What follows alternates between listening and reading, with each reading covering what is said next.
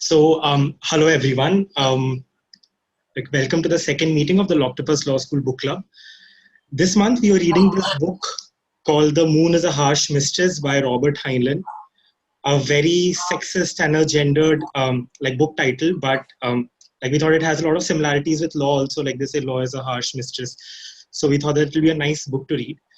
Like while we were reading this book, we realized that there are like lots of things about like science fiction generally, which like a lot of people wanted to discuss. So therefore, like we think we've got the best person to discuss like science fiction and fantasy in India right now. We have TG Shenoy who's joining us. So TG Shenoy is probably one of the most well-read people in sci-fi and like fantasy whom like I know of. He's a science fiction and fantasy enthusiast and a columnist and a critic. And he writes like two very, very nice like blogs on science fiction and fantasy. One is for Factor Daily and the second is for Bangalore Mirror. Apart from that, he's also into advertising and marketing, and he's also a consulting professional with Celsius 100. So it's great to have you here with us, Shenoy. Welcome to the meeting. Nice to be here. Thank you for having me. And wow, 29 people, that's a lot of lawyers interested in science fiction. Yeah, so that's one of the reasons we wanted to make this open to all also, because till now our meetings have been like within the club itself. But we realized that this genre is something which while a lot of people have been reading, but there are certain like misconceptions or like myths about this genre which a lot of people have. So therefore we thought like we can discuss all of that while also discussing the book. So that's why we have this meeting today. Also just one thing, okay, so there's a problem with like Shenoy's video. So we can continue, and I think like when the video comes. Even I was having an issue. Can you? 1 second, I'll just make you a co-host and see if. It says host is disabled itself. Okay. I'll just make you a co-host. I think then you can. Yeah, great. Right. Hi, Shenoy. Hi. Hello. Hi. Right. So yeah, all yours. Let's go. Yeah, so to all the people watching it also, we wanted to be like as interactive, as informal, as fun as possible. So please like use the Q&A box, chat box, ask us as many questions as you want. And we don't think you'd get a better person to like clarify all your doubts about like SFF other than like Shenoy. So let's start with the easier questions first. Shenoy, what have you been reading nowadays?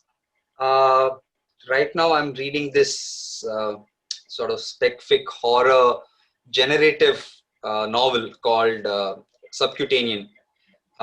It's one of these procedurally generated novels which the author has generated from separate story seeds. So which means that no two copies are the same.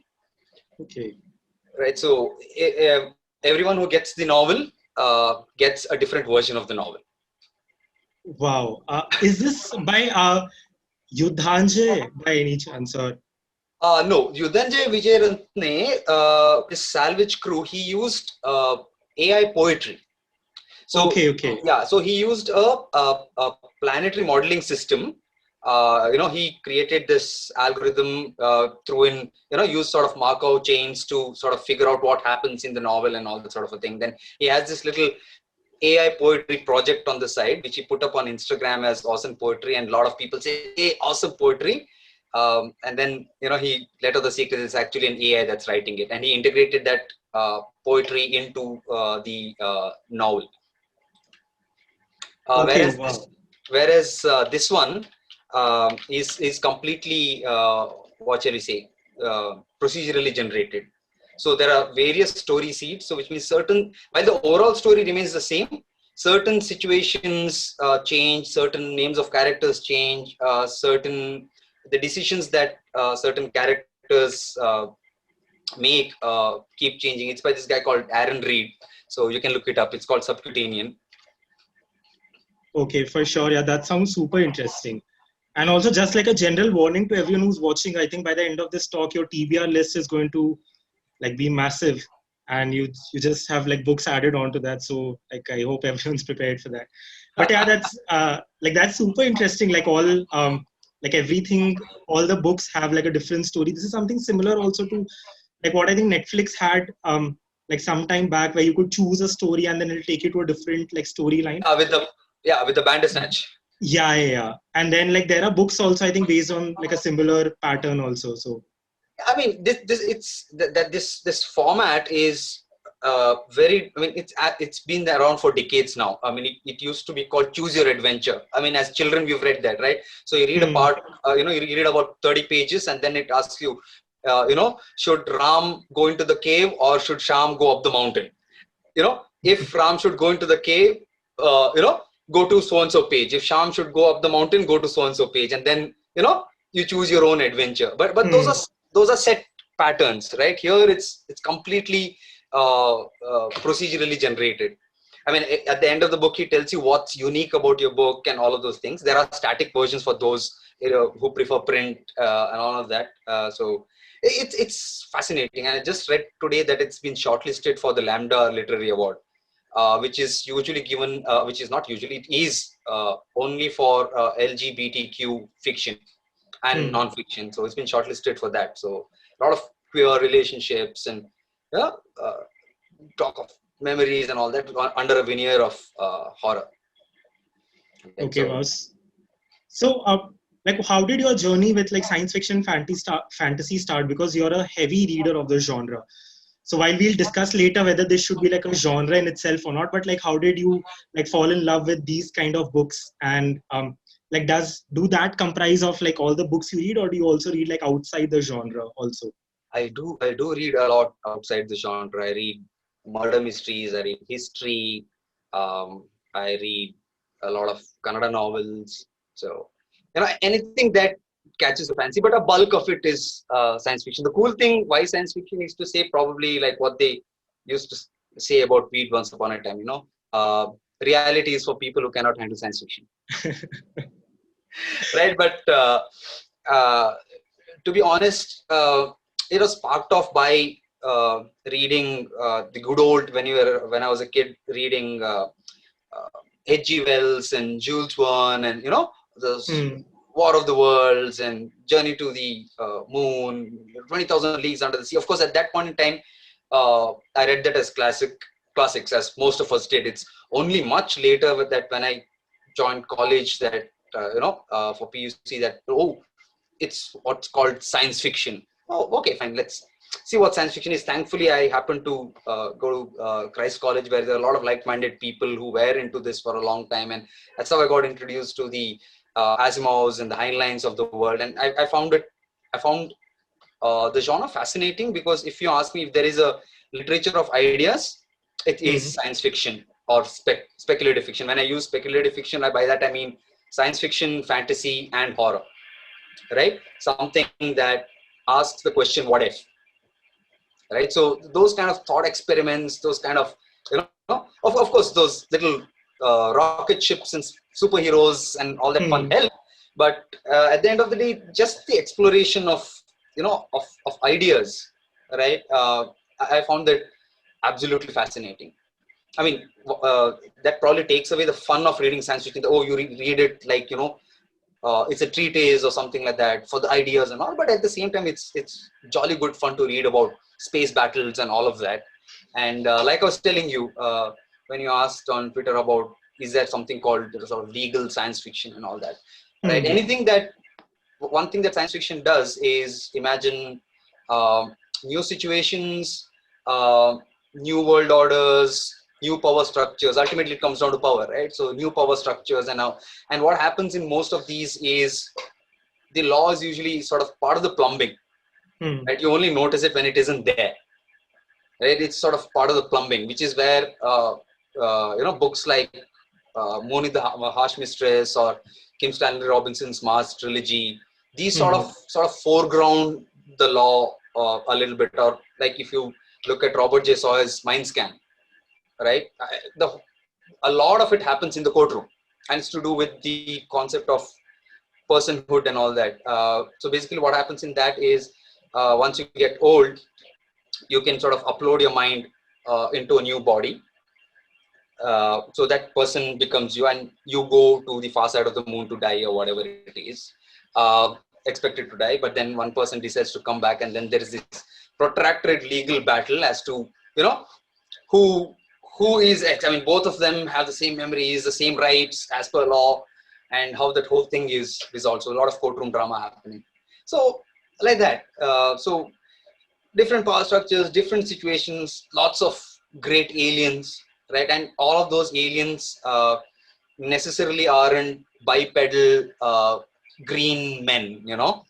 For example, there's this amazing book called Semiosis by this author called Chugh, in which these humans go to another planet and they figure out strange things are happening. I mean, they land in a place and they start clearing out the vegetation to set up their colony. I mean, there's no other word to use other than colony. So I'll use that for convenient purposes. But then they see strange things happening, and then they realize that, hey, listen, the intelligence in this planet, the highest form of intelligence on this planet is actually the plants. Okay. And how they can, right? It's not mobile creatures or anything. It's the plants, and and how they go about figuring out how to communicate with the plants and what the plant society is like, and so on and so forth. So whatever you can think of, I think science fiction's been there. The wildest thing that you can think of, right? If you can think of genderless worlds, or a world in which people are free to choose their gender, or depending on what phases they are in, you read and the impact that it has on sort of customs and law and culture. Go read Le Guin's The Left Hand of Darkness, right? Yeah. So I guess I've rambled on those too long. So it's these things that sort of interest me, right? I mean, life is like SSDD, yeah? Right? Right?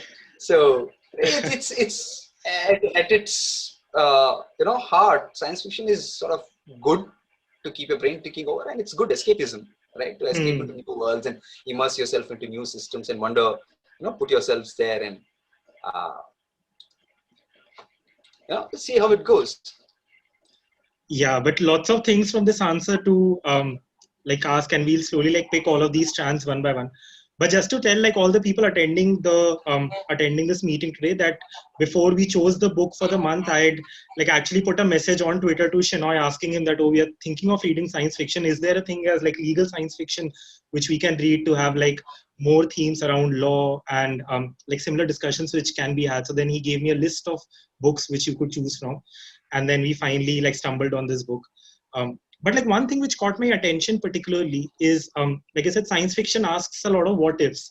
And I remember this essay which I was reading recently is that's all novels which is asking what ifs, but other novels ask that in a more constrained setting. For example, what if you say fell in love with a person whom you were not supposed to fall in love with? What if, or say what if you went on an adventure with somebody and something happened to you? What if you saw a murder mystery or a murder happening in front of you? But science fiction deals with what ifs which are much bigger in life. What if you could have a perfectly equal society, and examples which you also gave. But a lot of people believe that because of that, what happens is science fiction is as not accessible, or is slightly more scary, because you're imagining something completely from inside out. And the second thing also, which I've heard people say, is that science fiction misses the smaller what ifs. Then, for example, then the story more often than not is driven by the plot, and it has less complex characters in some ways. Even things like the relationship between characters, it doesn't explore as well as say other books. So then what is your answer to that? When people say that, and how can also people who are starting out with science fiction, this is something which people in the chat also are asking, that somebody who's just starting out with this genre, so what kind of books can they read which is more accessible and make them feel more grounded in the genre to feel then they could move on to other books? Okay, that's a lot of questions. So let me just sort of take them one by one. Yeah, you're right in that accessibility. I mean, so one of the things that we spoke about was accessibility and all of that. So you can choose to start anywhere. And that thing about science fiction not being, what shall we say, more grounded and all of those things, right? That's something that was when people normally say, oh, science fiction, give me recommendations, people usually think Asimov, Heinlein, Clarke, the big three of the golden age of science fiction. Now, the golden age of science fiction started in 1938 and ended sometime in the 50s, right? And then happened the post boom, the post World War new wave and all of those things, where things were optimistic and all of those things, and they were concerned with the big ideas, right? So, what if we put a colony on the moon? What if we went up, into space, etc., etc.? And they didn't have time for all these what you call small, day-to-day issues, and didn't think that, it was primarily plot-driven. But that's not so now, right?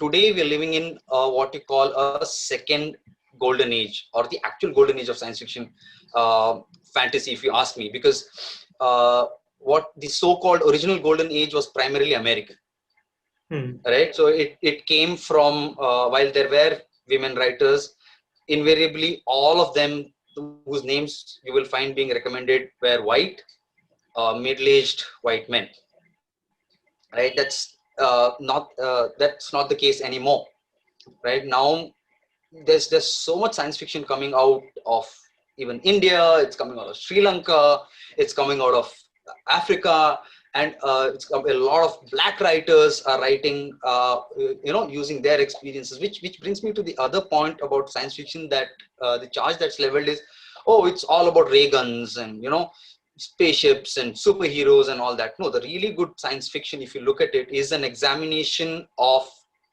the present, right? So even if the book and the plot is set, like for example, The Moon is a Harsh Mistress is set in 2075, 2175, sorry. Even if it is set in 2175, the ideas that it's exploring, or the ideas that the professor talks about, which it's contrasted with, is the time in which the book was written, right? So ultimately, whether it's about ray guns, or it's about sentient animals, or any of these things, it's ultimately an examination of what shall we say, the society at the time at which the book was written, right? And depending on the general climate of that period, the mood tends to be different. Like I said, the post-war boom saw a lot of these, spacefaring, space operas, all of that being written. Whereas currently, if you see, they've moved their gaze from upwards to around us. So, it's more to do with, let's talk about the inequality which is there, right? Let's talk about decolonizing some of the narratives. So that's what's currently happening. But at the end of the day, science fiction is ultimately about your life, my life, our society, what we're living in. It's a reflection of our hopes and fears, aspirations, that's what, I mean, so usually what happens is, what if this goes on, tends to lead you down the path to a dystopia, right? Like Bradbury's Fahrenheit 451. If you read it, book reading is banned, books are burnt, and all that sort of a thing. And when he wrote it, there was a sort of wave of what you call quote unquote anti-intellectualism going around in the United States, and people were getting hooked onto television. They were not reading. So he wrote it as a critique of that, saying that, okay, if this goes on, what if this goes on? What if people are just hooked onto the idiot box? This anti-intellectualism persists and carries on. What will happen? Right now, he didn't mean for it to be a prediction or something like that, and that's another thing that's sort of dystopias. That you're predicting the future. No, Bradbury, what he said was, listen, I was not trying to predict the future, but it's like game theory. I was actually trying to prevent it. If I could show you what the world would be like as a dystopia, right, then hopefully we will take some actions, change certain things now, right, so that we our children or grandchildren don't end up, or we ourselves don't end up in a world of Fahrenheit 451. Same with Margaret Atwood's Handmaid's Tale. Like it's a science fiction classic, but she's gone on record saying that nothing that happens in The Handmaid's Tale is anything that hasn't happened in world history, in different places, different periods of time. You know, just women as sort of reproductory vessels, etc., etc., etc. Right? Now, it's a different thing. Same with like one of my favorite subgenres, which is cyberpunk. Right? If you read Neuromancer or you read Bruce Sterling, you see how these zaibatsus, these mega corporations controlling the world. Right? And this was written in the 80s. They were warning about what will happen if these zaibatsus control governments, become powerful than governments. And we see that happening. Right? We see Amazon and we see Facebook getting more powerful than governments. Right? Facebook hacked democracy to the extent that they hacked democracy, quote unquote. Right? So the cyberpunks like Bruce Sterling's were writing to warn. Unfortunately, what has happened? Our governments and companies read those same books, and they start, instead of warnings, they started using those books as some sort of product guide or a how-to manual. Yeah. You can't blame the authors for that. Yeah. So that's no. Please go ahead. Yeah. So that's as far as the inaccessibility, or that this science fiction and fantasy talks about strange things. Okay, fantasy, let's leave it apart for now and talk about science fiction. That it's always about the future and all of those things. It's never about the tech, right? The tech and the future societies and imagined governments and alien planets and all that sort of a thing. They just sort of stand-ins for asking a question about the present. So there you go. Hi, Shenoy. My name is Sonali. Hi, Sonali. Hi. So, as a noob of science fiction, I haven't read a lot. I have read, I've always launched into some sort of short stories and then came to Moon as a Harsh Mistress. And I thought that it was problematic in parts. And I would want to know your idea and how you thought or you found the book. But as a sci-fi fan, I would like to ask, how do you find magical realism? Because somewhere both are placed in some sort of revolution, some sort of a present or real, and the revolution. And also we'll come to Moon is a Harsh Mistress, which I'll call as a nonchalant revolution. It became too easy for the people up there. But yeah, I mean, I want to understand this idea, because when you said this, that there is something that is going on within the society, which is also tackled within science fiction. And then there's authors' politics. And the same happens in magical realism, but very differently, I think. So I could remember of Rashidi, and that is how I thought of so. So what do you think about magical realism? Is there an inferior, aspect to realism, magical realism? Okay, when Neil Gaiman writes fantasy, it's fantasy. When Salman Rushdie writes the same thing, it's magical realism. Right? It's a nice magical realism. To me, is at its heart speculative fiction, a mix of fantasy and urban fantasy, which is a subgenre, but written by quote unquote serious writers. Right? There's always been this sort of a literary ghetto which has been going on, that bold underline italics, serious literature. Right? So when authors who write that, write fantasy, it's called magical realism. Right? Because they don't want to call it a fantasy, because the minute, see, these are all publishing labels. Right? These are all marketing labels. So if you call it fantasy, it'll probably get placed next to a Tolkien or an N.K. Jemisin, which they think is, again, I do this thing with these air quotes, inferior literature. So, which is why, which is why we go science fiction, fantasy is separate, literature is separate. As if it's science fiction, fantasy cannot be literature, and vice versa. Right? Like, for example, the Kazuo Ishiguro's new book, Clara and the World. Right? Now, he's won the Nobel. Right? Now, Nobel laureates cannot write science fiction and fantasy. This is genre fiction. How can they write science fiction and fantasy, which is so frivolous? Basically, that shows an ignorance of the genre, which means they haven't read enough science fiction and fantasy. So there was this London Review of Books review which came out about Clara and the World, where he describes Clara and the World and says it's set in a future, it's set in an imagined world, it features new technology.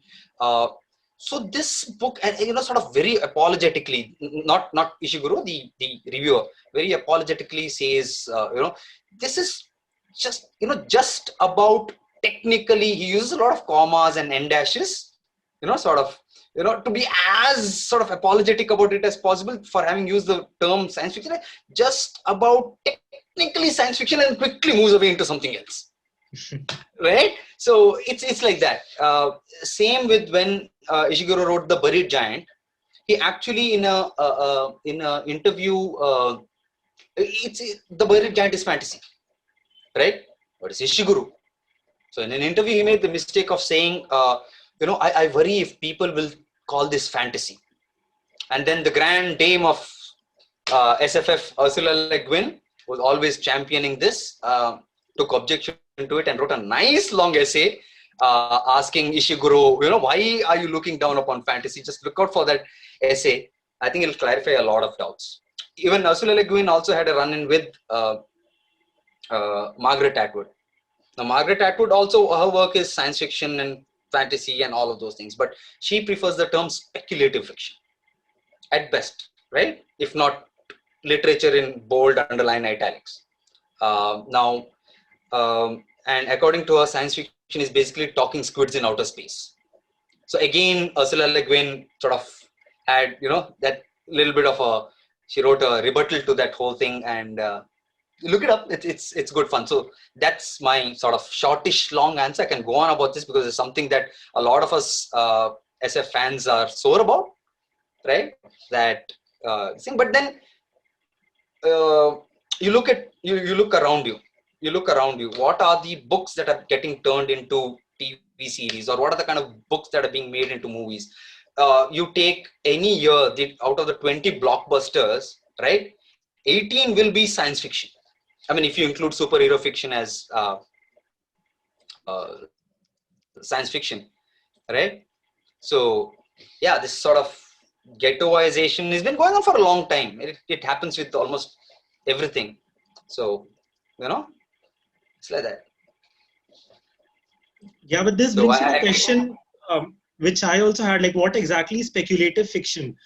Because like I was reading now, there's this kind of a thing where like one genre is a speculative fiction and the other genre is like real fiction, which is like an oxymoron. But because like now a lot of people club like historical fiction also into speculative fiction, or like a lot of other genres also, which were like considered to be like, I know, quote unquote literature earlier, into like this broad ambit of speculative fiction.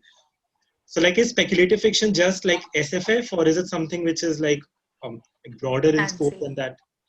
No, see, speculative fiction is become very easy to use because once upon a time you could say that if it had sort of laser swords, right? It was ray guns. It was science fiction. If it had swords, it is fantasy. But over a period of time, these sort of boundaries have blurred, right? That's one bit of it. And then when you expect science fiction, right? People expect like what they used to call, some people only consider it science fiction if it is hard SF, like, and when it has to have, you cannot break the laws of science and all that. And even when they say science, the science there is usually physics, right? They don't consider, say, anthropology or geology as a science, right? So there's that whole hard SF, soft SF divide, right? But if you look at Jameson's Hugo winning trilogy, I mean, she's the first person to win 3 Hugos for best novel consecutively. The science in that is geology, right? So I think in that sense, trying to define boundaries is a fool's errand. and it's better. And these are usually what shall I say? People trying to find new things to slot themselves in for convenience sake. Speculative fiction can be science fiction, fantasy, horror, magical realism, if you want to call it, or call it what you will, right? It's like certain authors trying to, create a genre for themselves. It's like cyberpunk started, it had a meaning, but then the word punk started getting added to everything, right? Ken Liu started calling his Chinese fantasy series as silk punk, right? Then there is, deco punk, biopunk, solar punk. It keeps going on, right? So much so that I don't know if you've read this book by Ian MacDonald called The River of Gods. It's set in India in 2047.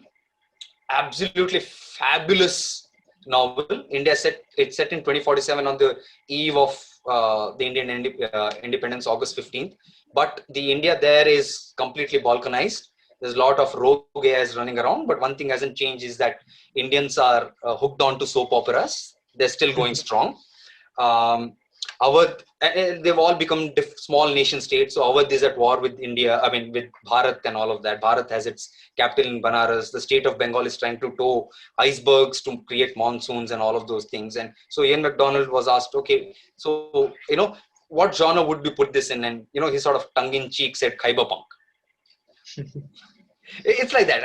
These labels are just convenient. I don't think we should put too much stock in it. Yeah, and a lot of people in the chat also agree. Like Varsha says that specific is a great umbrella term, but I think we spent way too much time trying to define the exact boundaries. By definition, speculative fiction is blurring boundaries. And Bharat also says that like we sweat too much over tags. So yeah, the next question. Sorry, question in the question and answer. It asks, has a uniquely Indian SFF emerged yet, in your opinion?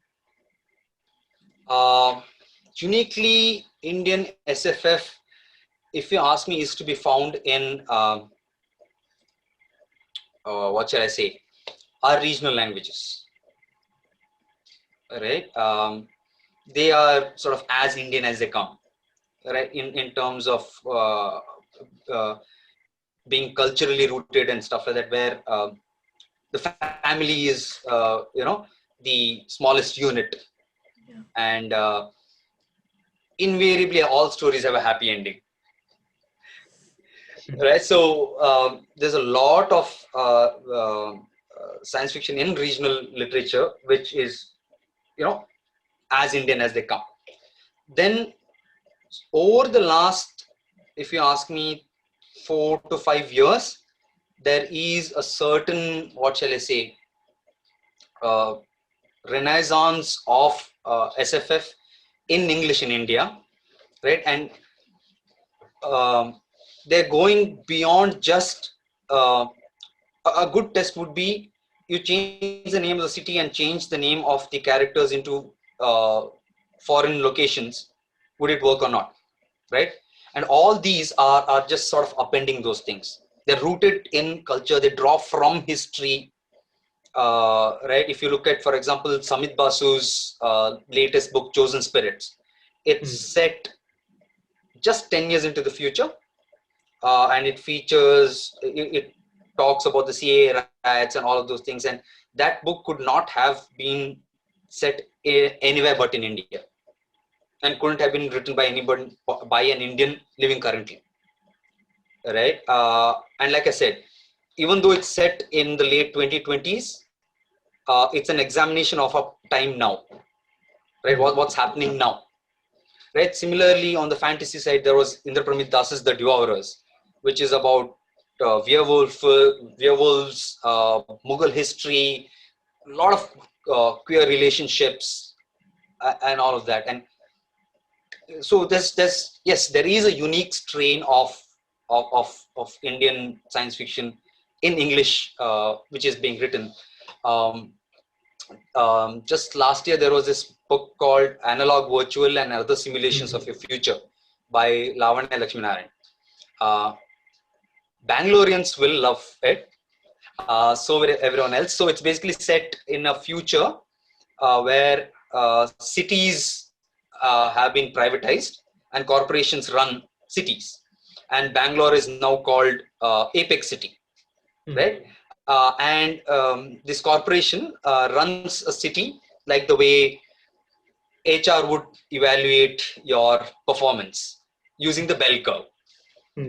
Right, it is called the Bell Corporation. So they use the Ghanta curve to sort of divide the people into the haves and have-nots. So you have these 70% virtuals who live within Apex City on this side of Mint Square currently, which is renamed Carnatic Meridian there. They have access to everything. They have to be productive. They call themselves quote unquote a meritocracy, etc., etc., etc. If your performance dips, you're not productive enough. You become an analog, which means you're banished outside the Carnatic Meridian. So, and it's a lovely, lovely format because it's about 10 short stories, interlinked short stories. Characters keep appearing and going away. So you get a much better view of the world in that thing. So, and that again, what shall I say? It's got its feet on both sides of the spectrum. But all these stories, like any other good story, has sort of lovely universalities. But where Indian SF, by that I mean science fiction and fantasy, is really finding its feet is in short fiction. So if you read, for example, last year, for example, Nivedita Sen got nominated for the Hugo. Shivram Das got nominated for his Hugo for his sort of magic realism tale. Set during the Bengal famine, right? Absolutely moving story. And there's a lot of science fiction also coming out this year. If you look up the Locus recommended list, which forms a shortlist for the Hugo, and everybody in the science fiction fantasy world look to it. Gautam Bhatia's novel is there, Lavanya's novel is there, Samit's novel is there, and there's a whole bunch of short stories in there, right? I usually make all these big threads and stuff like that. I could probably pass it on to Umang, and he can just sort of circulate it among the book club members because there's just too many to list. And India is happening. I mean, people who are not even quote unquote Indian are writing Mughal inspired fiction or Hindu fantasy. They're probably, grandparents were born here and have been here, but they're writing here. And then there's this, okay, let's not go there. But I remember reading one of your lists which you put for International Women's Day. That also had like a lot of short fiction in it. No, the thread that I put out for International Women's Day was all novels. Was all women, all novels. Except for Vandana Singh. Okay. Except for Vandana Singh, both her books are collections of short stories. And SB Divya. The rest of them are all, whether you take Krishna Uday Shankar, whether you take Nilanjana Roy, they're all novels. Okay, yeah.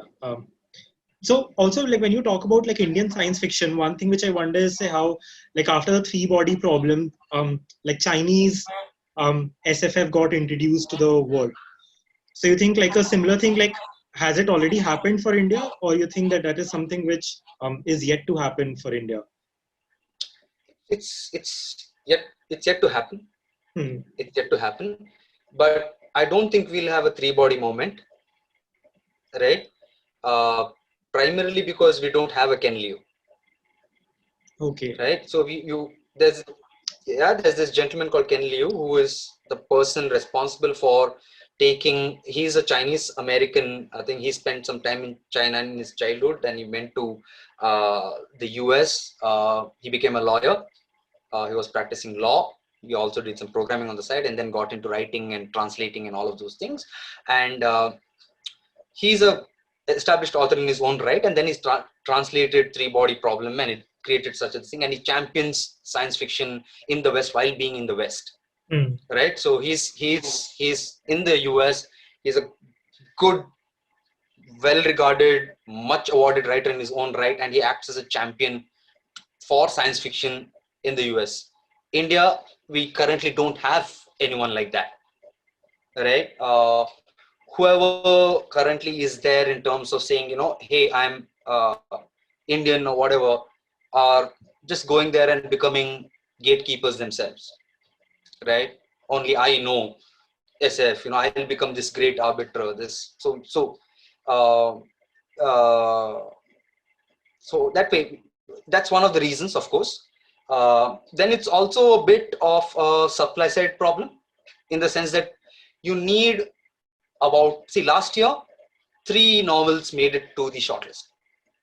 Right now, for us to be taken seriously in any given year, you need to have at least really 5 to 6 really stand out ones, because all said and done, let's admit it, for a lot of us, and I've seen this happen with my fellow readers, it's a case of ghar ki murgi dal barabar, right? Own house chicken like lentil. Right? So if it gets published abroad and gets praised in a locus or in a Tor, I will read it, right?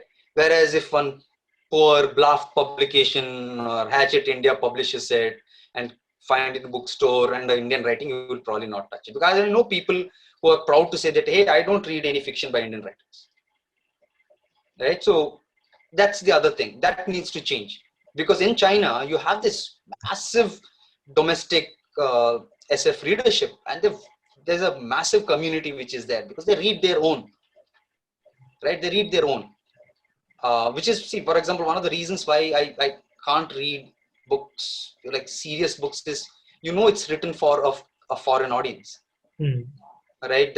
I'm not going to name the book, but this recent well-regarded book, which is there in a lot of shortlists and stuff like that, it's quote-unquote literature, says that the character is having pani puri, and then next sentence describes what pani puri is in English. It's like, sort of steamed rice batter in lentil curry. Arey, idli sambar bolna. Right? You don't see the Westerners explaining what a donut is, right? How many of you read The Famous Five, right? Right? It's full of what these little cupcakey thingies and all of those stuff which we have no idea how to pronounce. But Enid Blyton never really explained what it is. What's that thing? Yeah, it's a bakery item. Somebody in the chat has macaroons. No, not scones. Scones. Yeah. It's supposedly scones or whatever it is. I had my first scones when I was 39. It's supposed to have with butter and all of those things. So Enid Blyton didn't explain what scones was. We read it, we found out for ourselves, moved on in life. Right. So yeah. So it's a two-way street. So the buying market is there. So when we have our people reading our authors and buying stuff, things will improve, and they are improving. Like I said, short fiction, every so often, be it Uncanny or be it Strange Horizons or Clarkesworld, which are like the 3 of the more premier SF zines in the world, regularly have short fiction by Indian writers, and by these I mean people sort of who have connections to India, either born in India or lived in India or are currently working in India, and all of those, not some, and then if you add the diaspora, which is who, born there, visited India for one summer holiday, using that to position yourself, the number increases. We should move towards the book also, and also. Oh yes, I was wondering when you would come to that. Because ostensibly, this is what we are here for. Yeah. Look at that. And we would probably you can throw some light on Heinlein, because I am reading Heinlein for the first time, and apparently wherever I read about him, it said that he was. It was the best book. If you have to read Heinlein, you have to read Moon is a Harsh Mistress, and you have to read, and also the idea of his politics. And gendered women or gendered subjects in his, the time that he's writing while or amidst and after the World War II. And that sort of maybe also influenced him in writing what he was writing, like you said. It was placed in the very time it was supposed to be read in. And yeah, so if you could like talk about him and then probably his politics and how you find his writing now that you've read so much science fiction already, Um, okay, old science fiction. so Robert Heinlein is a very complex character, right? Um in many parts, he's problematic. For example, if you look at Starship Troopers, his book, that's sort of espouses fascism and authoritarianism to no end, uh, right? So that's one part of his personality. The other part is his other classic, which is also IMO must read, which is Stranger in a Strange Land, where you have this, this Martian born comes here, forms a cult, that whole mysticism and all of those things. And then his whole thing of what is known as the competent man, right? There's that famous quote that goes, a man should be able to um, slaughter a pig, repair a spaceship, go to war, change a diaper, etc., etc., etc. Specialization is for insects. So he was a great believer in the competent man. But at heart, he was what you can call a conservative libertarian. But then again, you cannot use that as a thing, because his stance on gender and women was very progressive for that time, right? In terms of women's rights and equality and all, he was and his acceptance of LGBT characters was far ahead of his peers.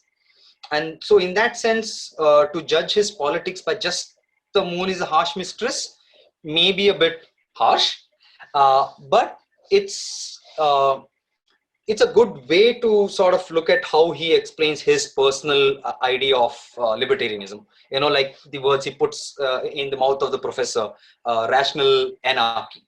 It is anarchy, but it is rational, and the purpose of revolution, so to speak, right? So they didn't have a constitution, didn't have laws, right? For, what shall we say, on paper, they're supposed to be governed by the authority, but the authority is only interested in the wheat and interested in self-preservation, completely cut off. They don't govern. They're just there to take the wheat and make sure they deliver, right? So Luna is practically run as with no constitution, with no laws. Then they make up all natural laws and what they call customs, right? So and in that sense, you can say that the revolution was in a way to actually form a government. That's one reading. And even then, he sort of doesn't look too kindly upon democracy, which is why he says, let the one with the least vote win. Like I don't know who I think it was Douglas Adams who said it, that the person most unsuited to power is the one who seeks it. Yeah, right? Or I think one of the Greek philosophers, that. Yeah. Right, Douglas. Yeah, I think it is Douglas Adams. Right. So it's very hard to classify. So if you have to discuss Robert Heinlein, that's like a discussion on its own, because if you look at his books like Methuselah's Children and The Cat Who Walks Through Walls, you see him changing track every so often, right? So he's a very complex character in that sense. Like, for example, somebody said that he wrote science fiction only in the first half of his career, and the second half of his career he wrote parodies of science fiction, right? So that way. So what I mean to why I said all this is to give you an idea that to reduce Robert Heinlein to this one book is perhaps unfair to Robert Heinlein, right? But one thing common across all his book is the way he explores ideas, right? So there's this colony on the moon, right? So there's this sentient computer, yes, there's this big ass catapult, which sends wheat to earth and then is later used to bombard, used as a weapon and all of those things. But those are not sort of there just for the sake of being, a lunar colony, futuristic or sentient computer. Oh, how cool, right? It's there for a purpose. It's to explore certain ideas. It also makes the plot a lot easier. Right? So in that sense, so this whole idea of rational anarchy, what he calls it, right, is sort of more, even though they declared their independence on July 4th, the ideals more lie with the sort of Russian Revolution than the American. And then, of course, he was writing this in a period where countries were sort of slowly giving, what shall I say, moving out of their colonies, right, in the 60s. So, that's one reading. Because if you look at Luna, right, it's practically like Australia, right? Like somebody the other day, it's an old joke where somebody goes to Australia and the immigration stops him and asks, okay, so what are you here for, etc., etc., and like, okay, do you have any criminal record? And this guy goes, what? That's still required? Because that's how Australia started as, right? How the whites reached Australia as a penal colony. So if you look at Luna as a stand-in for Australians, and the questions become like, who gets to make the laws? Do the people there get to make the laws, or the mother country get to make the laws? And this is something that's going to come up a lot, right? Like Musk is talking about Martian law already. And if you look at one of the best sci-fi series going on, Expanse, that's again the thing that they talk about. It's based on the books, which are, the thumb rule is the books are always better. Again, where the belters who are from the asteroid belt, who have their own customs and all, they're saying that we won't be ruled by sort of Martian law. We need our own laws that take into consideration our hopes, ambitions, and desires, and all of those things. And I spoke of Ian McDonald. At this point, I think there's he got a series called Luna, right? Again, it's sort of Game of Thrones in space, but there it's a lunar colony, well-established business houses and all that. All law there is contract law. That's it. All law is contract law. Now go figure out how that society works, right? Anything more would be spoilers. So to come back to Moon is a Harsh Mistress. So it's sort of, trying to have the best of both worlds with the rational and the anarchy. But at its heart, it's libertarianism. But then libertarianism, like someone said, is like Baskin Robbins. It has like 31 flavors, and you mix and match to create your own. So this is the kind of flavor that he created, that even if you have a Congress, have two houses, one to pass laws and one to repeal laws, right? So to pass laws, the house should pass it by a 2/3 majority, right? Basically, if everybody thinks it's so great, then getting 2/3 majority to pass a law shouldn't be hard, right? So have one house to pass the law. But the condition is it can only pass a law if it has 2/3 majority. And the other house, which is there just to repeal laws. And you can repeal laws with 1/3 majority. The logic being that if it is so, great, then finding even 1/3 majority will be hard, right? Or if it is so unpopular, finding 1/3 majority to repeal it will be easy, right? And all of these, what it goes back to is the classic libertarian ideal of, individual above state, absolute minimum government. And even when it is there, it is to safeguard the interests of the individual, free market economies and all of those things. So it ultimately comes down to that. So that's one strain, that's the politics, and that's the economics, and that's the law that he explored in Moon is a Harsh Mistress. Or if you look at that sequence where, anybody can be a judge, both parties have to pay the same thing, and whoever is standing there becomes a jury. Right? Because customs are common to all. Everybody is bound by the same customs, right? Everybody has an equal right. But then again, that again infringes upon the, what shall we say, the autonomy of the individual. Violence is used, and all these are antithetical to libertarianism. So, right. So it's what shall we say? The book itself is in that sense very complex. You can read into it, depending on what you want to take out of it. Right. So, like I said, this is a classic example of what I spoke about about good science fiction. Right. It's not about sentient computers. It's not about a colony on the moon. It's not about an interstellar catapult.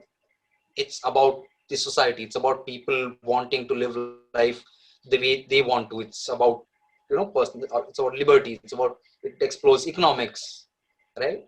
And it explores revolution.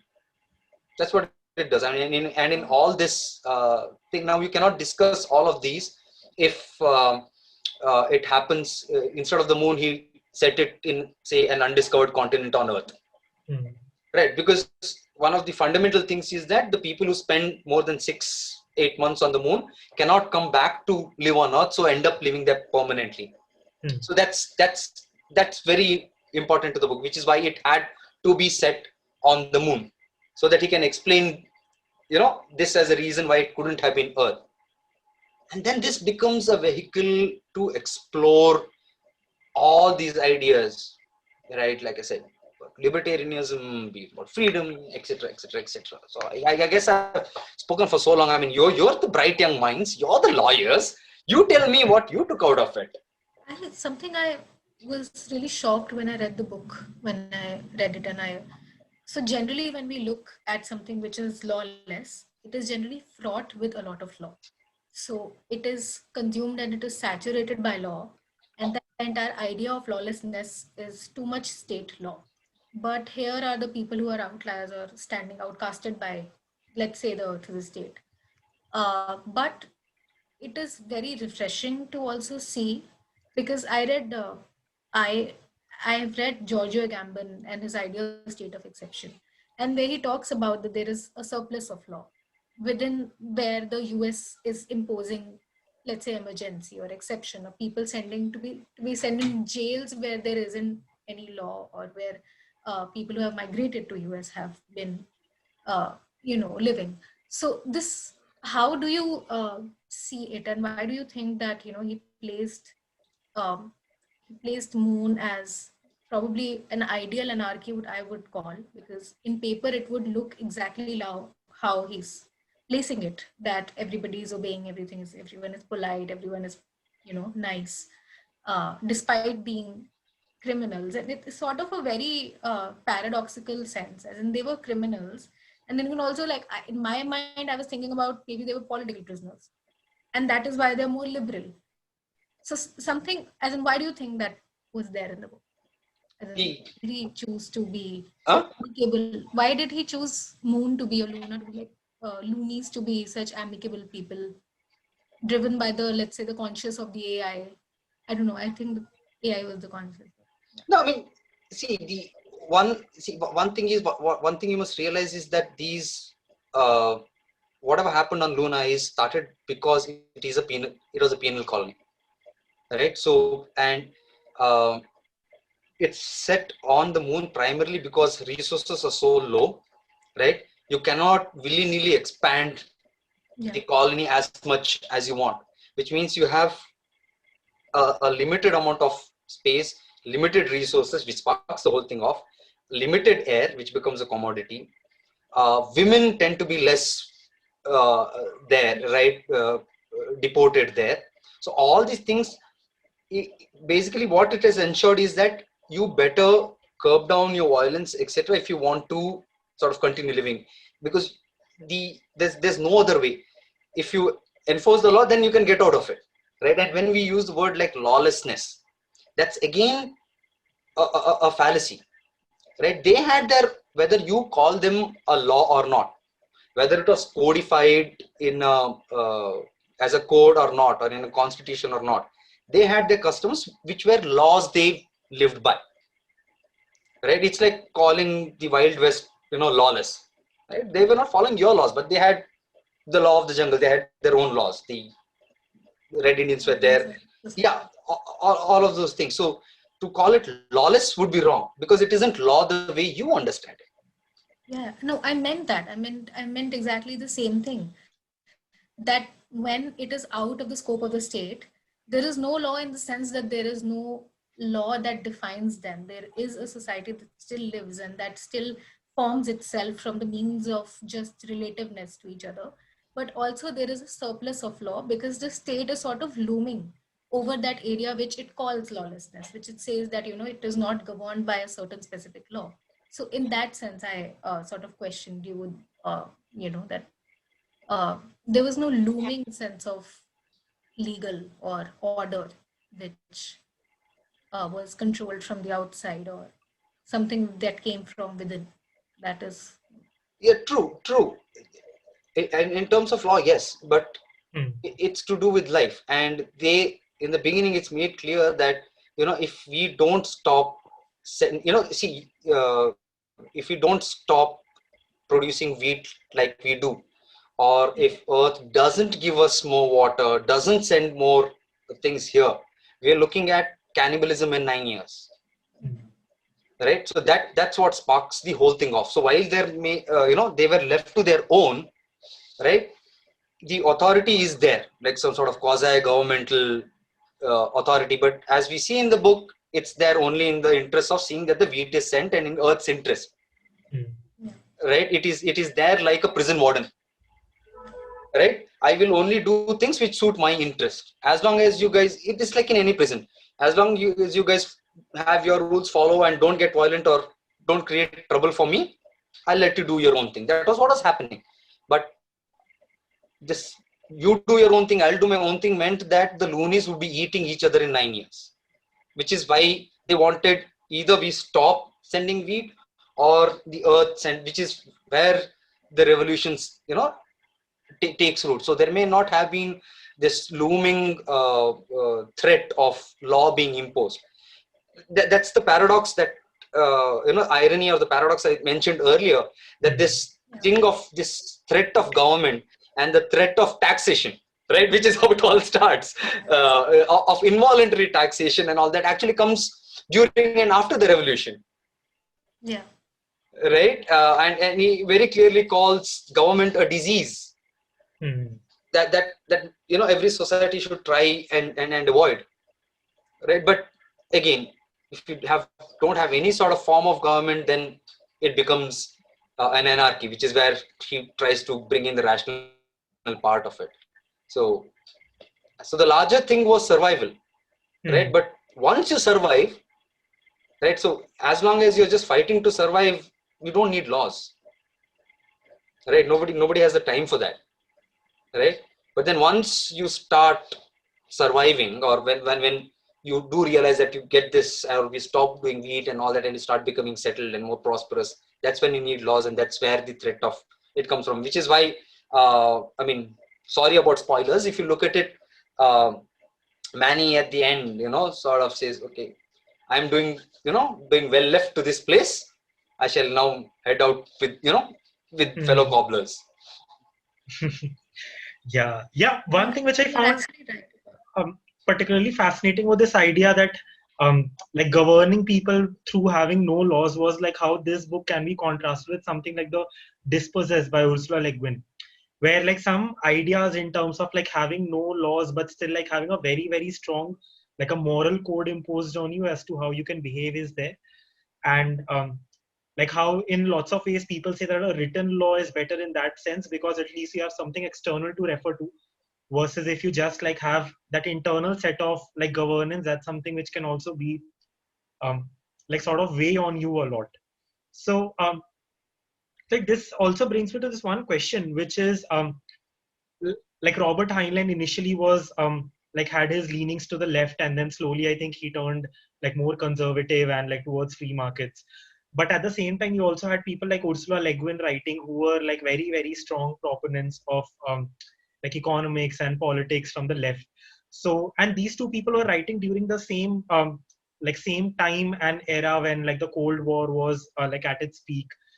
So how do you see like their like say books by Asimov or books by Heinlein like add to this idea of say this like American dream is better than like your other counterparts, and how does like it also plays with other novels which like Ursula Le Guin was writing, or like other writers such as like Chandler Davis was there, who's I think like getting more recognition now. But so how does that like interplay, these authors from different spectrums who's using like science fiction as like a battleground for their like political economic ideology? Okay, I'm glad you said Chandler Davis, Okay. because after I put together the enough to get in touch with him, and he got his publisher to send me the collected his collection. It Walks in Beauty. Okay, wow. Otherwise, so yeah, so it turned out. So he told. So we ended up corresponding, and he told me that the ending of It Walks in Beauty that I put in his archive. I mean, I created an archive.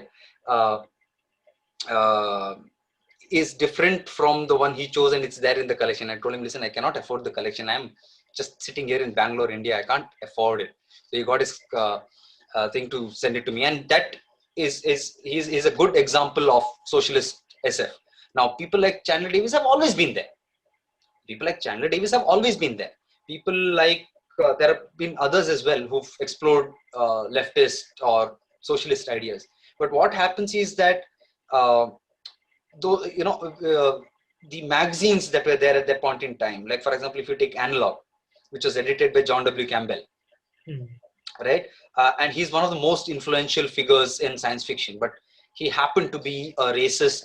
He happened to be sort of conservative. He happened to be from the right, so which meant a lot of these voices sort of got suppressed, and Asimovs and Heinleins and all were the one who were put up as the exemplars of good science fiction and all of those things, which is why so it took a while for Ursula Le Guin to back out, and all these ideas, just like it happens now, can all coexist. It's just a question of whether you know that they're there or not, right? These got a lot more what shall we say, coverage, right? And when you say let me read science fiction, people go to Asimov and all of this. You can just start with Ursula Le Guin as well, right?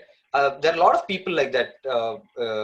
For example, if you look at Ian Banks, there's a Scottish author, right, who wrote. It's the series is called The Culture. It's about complete post-scarcity AI, mind, taking care of things. Then there's this author called Ken MacLeod, right? He is an ex-Trotskyist. He is a socialist.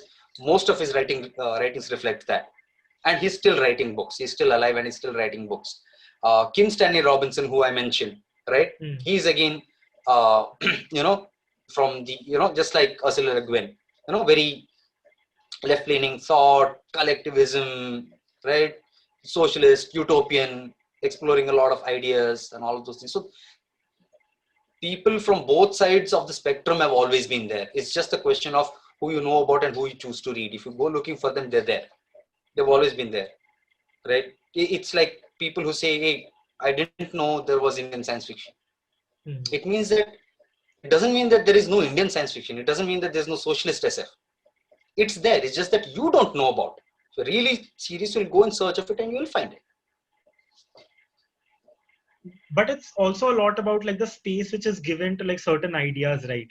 So you think like at that time when it was written, or even right now, like some sort of like science fiction books are like more palatable, or like because they go with the grain of the time compared to like some which are say too like revolutionary, or like too anti-state or something in that sense. So do you think like Heinlein's books fall under that category where they are also something which like even people who believe in that kind of ideology found it like easier to co-opt and to like propagate, because he's also talking about ideas of like free market. He's also like, I was reading how he's written books about like people should not like unionize, and like labor rights is something which if like people are working like well, then labor rights is something which should like not be given to the workers. So you think that these are also ideas which like are intersped in his work a lot, because like you've read his other books also?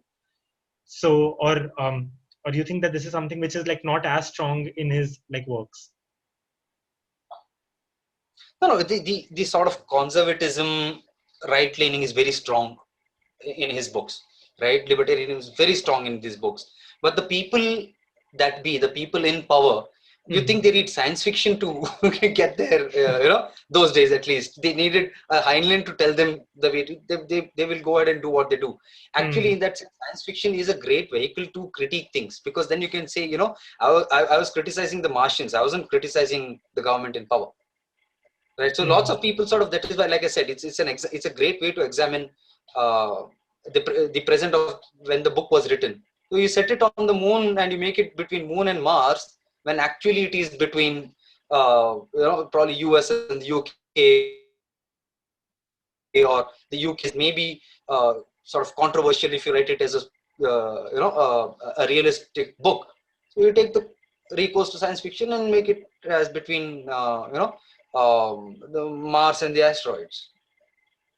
Right, so that way, and as far as Heinlein goes, you, depending on which book you read, depending on which school of thought and what you want to go out with, you can find it.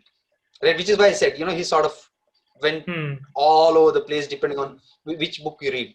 Right, like that classic thing which is there.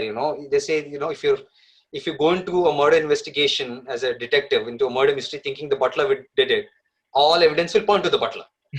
It's a bit like that. Even with Moon is a Harsh Mistress, right? You can't really pin him down, right? Okay, the libertarianism shines out well, but then how does it contrast with this thing about women having more power, right? How does it contrast with the usual libertarian, what shall we say, distrust of violence? Right, so it's in just this book itself, you can slot him into whatever you want, right? To some extent, it's sort of, it's not black and white, it's 50 shades of gray. But which of those shades will you slot him into? That's the thing. So you've read it, you also read this. I mean, forget about me reading his other books. This book, one book we've all read. Can we all agree on to what exactly he's espousing? So he's making each character say one thing, right? Then the people disagree, and then the victory speech happens. So, right, so it's supposed to make you think, right? As far as the story goes, as far as the plot goes, the story ends, right? The ends the way it should. There's a denouement, as they say, right? Everybody, either something or the other happens, but the ideas that are discussed stay with you, and that's what we're discussing, which is what was, is the secondary purpose of the book. At its peak, it's about Luna colony, revolution, lot of warfare, usage of good PR, etc., etc. See, he talks about that as well, right? All of those things, and then revolution is successful, but then do they get what they want? Right? Who gets what they want? Right? Is that what they wanted? Right? Or were they better off earlier? Could it have been preempted? And you see it reflected in Manny's character. How he was in the beginning, and then when he infiltrates, and then how he comes to Earth. What happens? And then he sort of manipulates them. Because of the whole mixed race thing and the line marriage thing and all of that. And then he goes back, and then the professor dies, and then what happens, and his sort of disillusionment at the end, it's like, communism, the god that failed, right? So it's very, probably a couple of hours isn't enough to actually sit. I mean, because then you'd have to go sort of part by part and all, you can spend just an hour discussing. There's no such thing as a free lunch. Right, because when we talk about libertarianism and sort of thing, at the end of it, it's economics and personal liberty is a big thing, free market and all that. So if there's no such thing as a free lunch, where does that leave the other, what shall we say, nobler emotions and altruism and all of those things, right? Why then collectivism? Something that I want to ask from you, are you a Kannadiga? Oh yes, my mother tongue is Konkani. My mother tongue is Konkani, but I'm a Kannadiga. I'm born here, brought up here. So, I mean, the literature in Kannada language is very, rich. And I came to know only about it when I was living in Bangalore, and I used to go to Atta Galata, and, they used to have plays, etc. So something that I was wondering when you said about science fiction, that you don't know whether it exists or not because you haven't found it. And so that passe statement of it doesn't exist.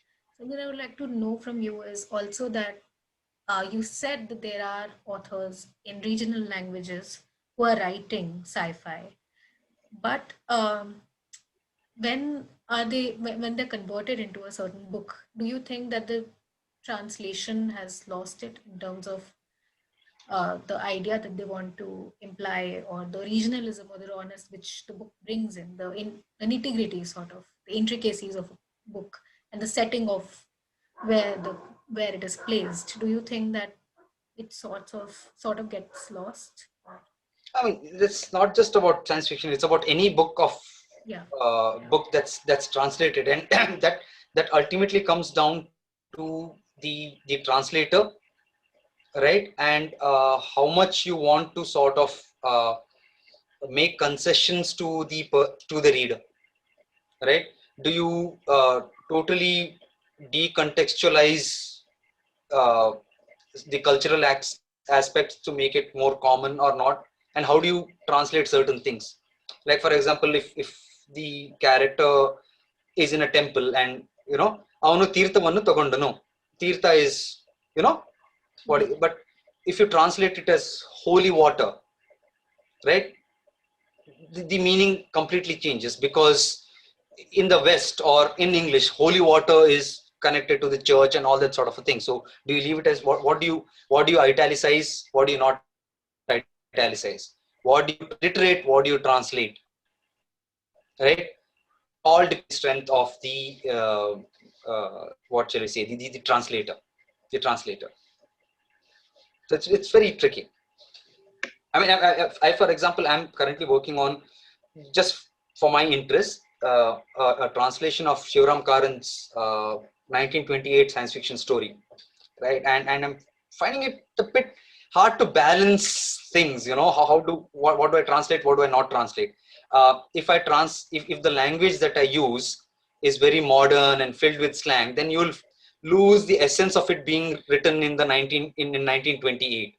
So which means I have to sort of resort to a bit of, what shall you say, governmental way, the governmental way of writing English, right? So it's a fine balance that a translator has to make. So it's up to the author and the translator how they go about it and what they do.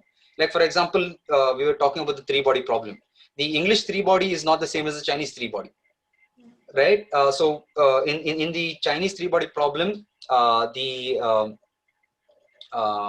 Chinese Revolution bit and the killing of a father, everything happens, it's hidden somewhere in the middle of the book, right? Whereas in the English version, it comes to the, so told him that, hey, listen, since you are, let's move it to the front, it'll give it more drama, it'll also give context, and a motive for her actions, and all of those things. So that's why it worked. There are two different things, right? So that way. And one of the reasons, like I said, is it's about not having access.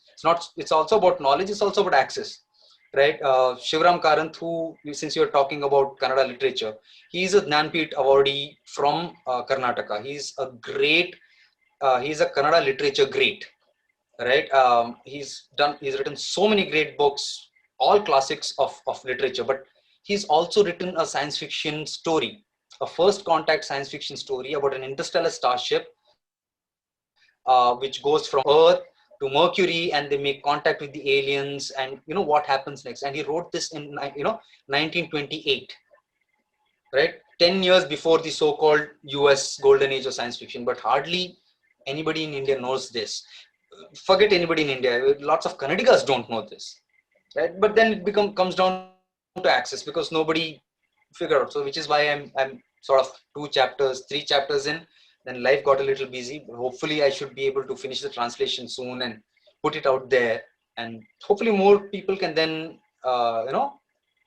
enjoy the genius of Shivram Karanth, right? So similarly, Marathi has a rich tradition of science fiction. Bengal has a fabulous science fiction tradition. I mean, Satyajit Ray, Jagdish Chandra Bose, who we know as a scientist, Right? He wrote probably what can be considered the first modern science fiction story in 1892. Right? It was called The Runaway Cyclone. English translations are available that way. The first, for example, the first amongst the very earliest pieces of feminist science fiction was from India in 1905. It's 116 years ago. A lady called Begum Rokeya Hossain wrote this story called Sultana's Dream. Right? It's a dream narrative in which women run society. And right, she was a Bengali. In Bangalore Huh? Mirror also, I think. You've written about it in Bangalore Mirror, I think. Yes, yes. Right, so I keep talking about it all over the place, right? So more people know it, the better it is, right? So Absolutely, absolutely. Yeah, even I remember you reading writing this story in Strange Horizons about how the first science fiction story was written. I think it's also some hair oil company which had asked him to write something on this, and like I don't remember the exact story, but I think it had some like hair oil company also in the mix. yeah, the oil was called Kuntalin, right? And it was called Kuntalin hair oil. And the owner of that used this as a marketing ploy, and he announced a short story competition where he would give out a prize. The only condition was that the short story should have Kuntalin hair oil in it as a plot device. So Jagdish Chandra Bose actually wrote that story for the short story competition and ended up winning that competition because the hair oil does play a very key role in the story. Okay, wow. The English translations are available. It's called The Runaway Cyclone. Read the 1892 version, which is also a critique of empire and all of that. Not the rewritten 1921 version where science goes out the window and suddenly you have this Baba, Sadhu, and all kinds of things, supernatural things happen. I just want to ask you, like, out of curiosity, it's not directly related to sci-fi, but because you read so much, how does that impact your writing in terms of writing characters and plot lines and stories? So, I mean, does it? Here's the thing, which is why till now, whatever I've written is for my own consumption, but I don't write fiction. Right? There's so much good fiction being written, and there must be somebody to talk about it, right? Somebody to put the spotlight on them and say, hey, go read this. Hey, like I read bad stuff so that you don't have to. Right? So because like Umang said, I'd like to ask you about how you review books and all of those things. So out of 7 or 8 that I read, I probably review one, right? Which I think like ought to be read. Right? I mean, there's just so much noise going around. So, that's how I choose stuff. So if everybody decides to be a writer, where will the readers be? Right? Yeah, this brings like this is also a very important question. When are you like starting with your column again? I don't know. My Bangalore Mirror column after the lockdown and all that became, just sort of became a victim to COVID, right? So let's see.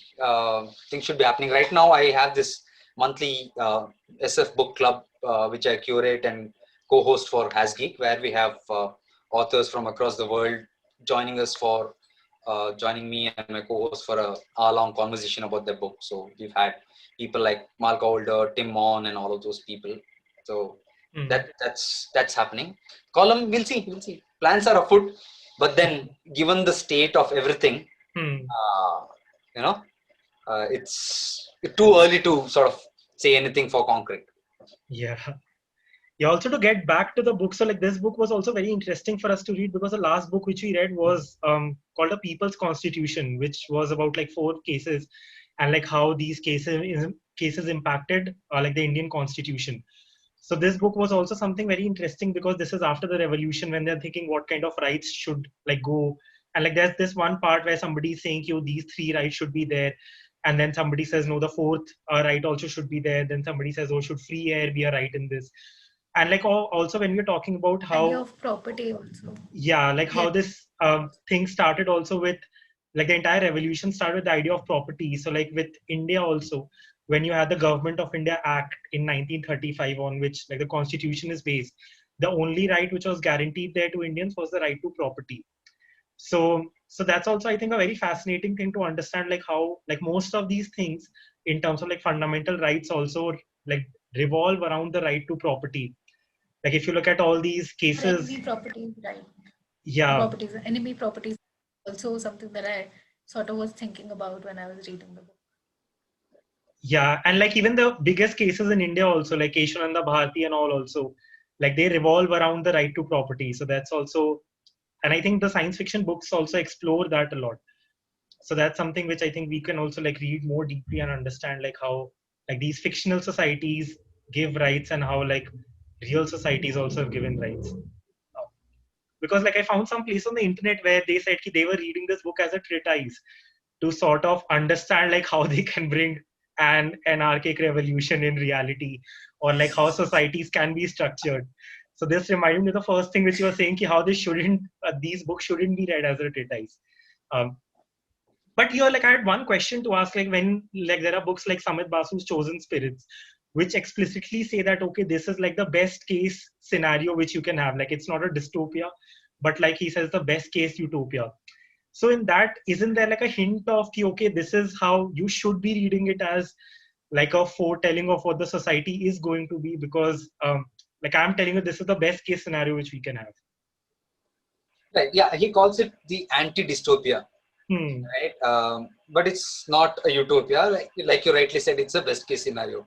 But like I told you earlier about in the context of Bradbury and Fahrenheit 451, if you read Chosen Spirits carefully, you will see that how is it that the world of Chosen Spirits 10 years down the line came to be, right? It's again a question of if this goes on, right? So if this goes on, what you see in Chosen Spirits is your best case scenario.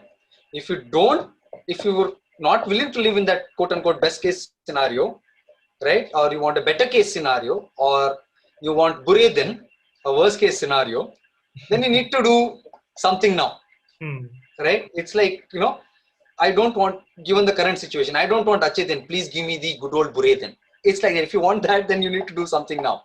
So it depends on what you take out from the book. So it's that again is a classic example. If this goes on, right, if what we see around us, if we let it go on and do nothing about it, then 10 years down the line, be prepared to live in the Delhi of Chosen Spirits. I think we can wrap up after this question. It's already 1 hour 30 minutes.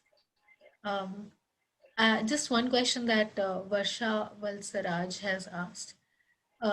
She's saying that so I know a few Indian SFF authors like Indra Das and Samit Basu, and I found them on foreign book recs list, buried under a ton of other authors. Where do I go to find more Indian authors? Okay. Good question. At this point, I should probably plug my column or all of that, but no, I can give you some names right away. Look up Vandana Singh. Look up Lavanya Lakshminarayan. Look up Sukanya Datta. These are all people that you can sort of look up. Look up Arula Ratnakar. All these are people who've written science fiction. Look up S.B. Divya. Or and another very easier way, rather than me listing out things, is just go to Twitter. Just type the hashtag Indian SF. Right? Just type the hashtag Indian SF. So usually whenever I'm talking about Indian SF, I put this tag so it's easier for people to find.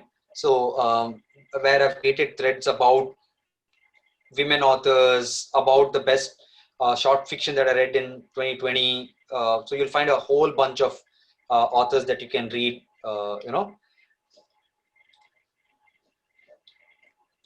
Just a second.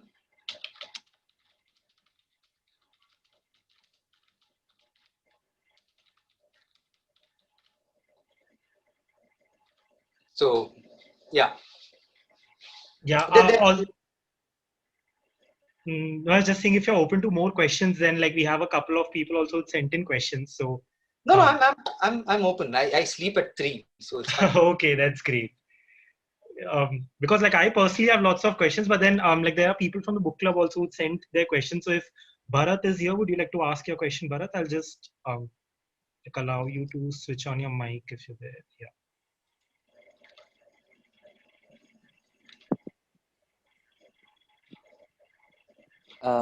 Can you hear me? Yeah. Hi, Bharat. Uh, Hello, Umang. Hello, Shenoy. Hello, Sonali. So thank you so much for the session. Umang had told a lot about you to us, and we were also pretty excited for this. So Hope I disappointed you. no, it was very fun. It was very engaging. We were listening throughout. And so Umang had told us that you have a very deep background in science fiction and reviewing and writing and critiquing about it. So when I do think about it, there's a very palpable difference between just writing on a book and critiquing a book, or actually writing a review on it. Those seem like entirely two different dimensions, right? So when you do want to start getting writing on a book or writing about a book on some sort of platform, do you have any pointers on how a person can get started because of the difference you have? Like, you can write on your subject experience of book, but then there are if you go to some website like Strange Horizons, the way they review a book is very structured, for lack of a better word. So is there any particular tips you might have on how you can properly critically analyze a book or a series of books which you read on a regular basis? No, see, it's there are as many kinds of reviews as there are kinds of reviewers, right? So Strange Horizons prefers its reviews to be a little more scholarly, with extracts from the book, exploring the thing in depth and all of those things. That's their style. The rest of some reviewers sort of write reviews to show that they have an MFA degree and they write about themselves, less about the book. Yeah. Left to them. Me, when I like I told you, I'll read about 4 or 5 and then decide which one is good or worth writing about. So when I write about it, I try to give an introduction to the book, put it in context, tell you why I think it is good, try to tell you why you should read it. Because at the end of the day, I feel that a review should tell you without spoiling it whether it's up your alley or not. Right? Most of the time, sometimes the review just sort of misrepresents the book completely, because the reviewer has read something into it that is colored or not. So I try to be, while I bring my biases into it, I try to be as neutral as possible, try to tell you what the book is about, why I think you should read it, why you will like it, and I usually try to avoid comparisons, right? Especially in a genre like science fiction, when you're writing. For one big thing is, it depends on who you're writing for, right? That's one thing that advertising teaches you firsthand, right? The way you write for a product manager is not the way you write for a CEO, is not the way you write for a housewife, right? So you need to figure out who your audience is. So when I was writing for Factory D, or when I'm writing for Bangalore Mirror, I'm writing for a very general audience, right? Whereas somebody who is a Strange Horizons reviewer, it's a given that the person who's coming there is a science fiction fan, or is a spec fic buff and knows about the genre. Whereas if I'm writing in a Bangalore Mirror, people may not know. So if I tell you, if you enjoyed Ursula Le Guin's Dispossessed, or enjoyed Isaac Asimov's Nightfall, please read Gautam Bhatia's The Wall. They're like, I don't know who Asimov is. Le Guin kya cheez hai? Why should I read The Wall? Right? So it's like that. So which is why my mandate, or my self-given mandate that I started when I started writing my New Worlds Weekly column, is that the people who are already are science fiction fans know where to get their news from or whatever. I'm going to write to bring more people into the community. So if I'm going to write reviews like, like I just said, the wall, Gautam Bhatia's The Wall is recommended for people, it follows proud tradition of, Isaac Asimov's Nightfall or Ursula Le Guin's Dispossessed. They have no clue who these authors are. Right? So why should I even bring that in? It might even put people off The Wall, which is a very good book. Right? It's like, for the longest time, I didn't watch Kurosawa movies, because I thought they were bad because of the people who are describing it to me. Right? They over-intellectualized it so much, made it sound so this thing, talking about technique, this, that. I never watched a Kurosawa movie. And one fine day, we happened to be at my friend's and he played Seven Samurai. Like, damn, this is a good film. This is such an entertaining film. Right? Why are you making it sound so boring and intellectual? Right? So, like I said, so what is the takeout you want the reader who's reading your reviewer? Who is the reader? Right? Where is he coming from? What is his interest? You know, what are the limits of his knowledge? Right? Do you want to, and what do you feel about it? And bring yourself into the review. Right? When you put yourself into the review, it shows. Right? This is better to write with sort of passion than to a template. That's what I feel. I hope I've answered your question. Yeah, that answers it quite comprehensively, actually. I also felt like, okay, subject experience very important. And about the effect you mentioned, right, where, okay, people mention if you like this and this, among the themes of this, you like this one too. It is something which can dissuade people as well, because then people have to go to the effort of looking, okay, what is that book? That's something which really resonates with me. And the second question I had was, so I was a very casual reader after high school, and after I got into college, I started getting more into science fiction. So after a while, like once you read the classics like 1984 and Fahrenheit 451, when you keep going down that road, like you find after a while, it tends to get a bit repetitive. Most of it tends to be very dystopic or cynical in nature, right? It's all a future imagination where probably a corporation's running it, or an increasingly capitalistic world. Again, Animal Farm. But then again, the era it came in does have some significance, but then it is a recurring theme in science fiction. You find there are too many dystopias. A lot of it relies heavily on dystopia. So what are your thoughts on why this dystopic effect is reflected so much in science fiction? And secondly, do you have any recs which are not necessarily dystopian, but they explore possible imaginings of a future society, which are not necessarily dystopic? You can read any space opera. You can read space opera. You can read Ian M. Banks's Culture series, right? That's I mean, very utopian. You can read Kim Stanley Robinson. He writes a lot of utopian stuff. You can read Ursula Le Guin.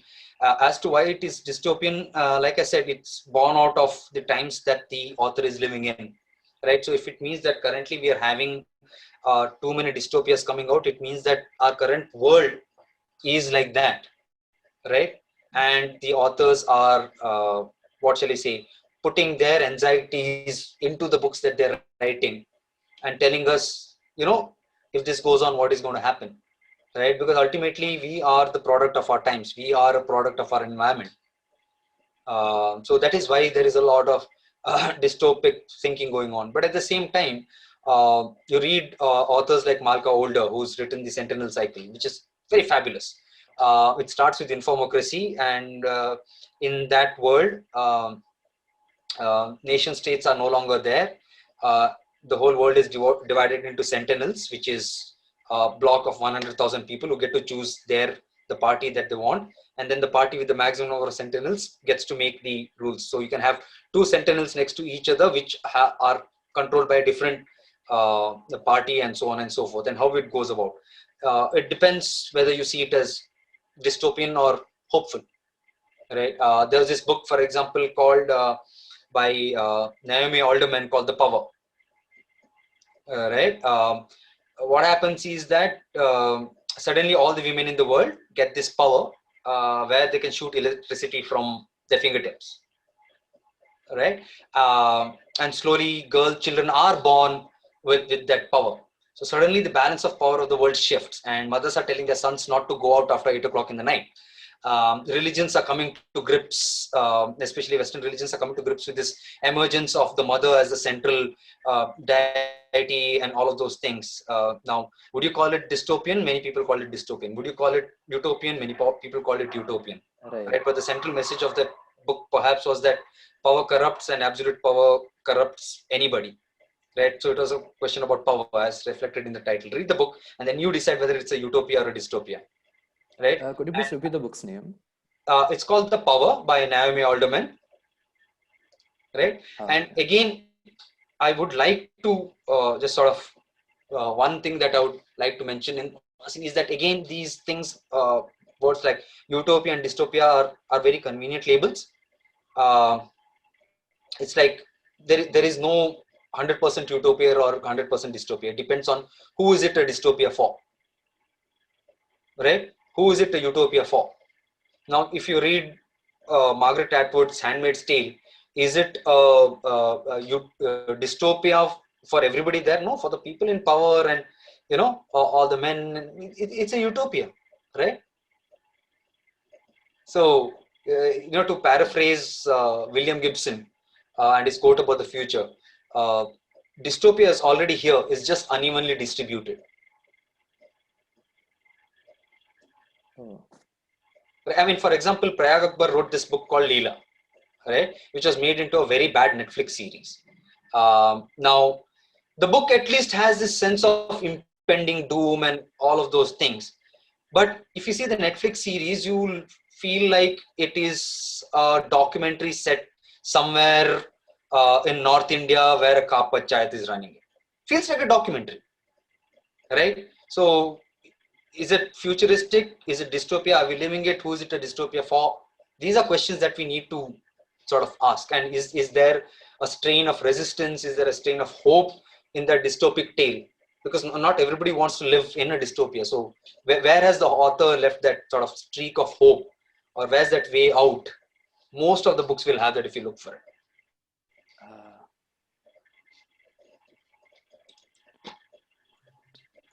Yeah, in fact, remember, reading in one of your columns only where you'd said that all dystopias have a utopia. Or like there's a utopia in every dystopia. So, yeah. Yeah, exactly. Yeah, so thank you for that question, Bharat. Ranjul, do you also have something to ask? I think we've covered your question to some extent, but just allowing you to talk, please go ahead and ask your question.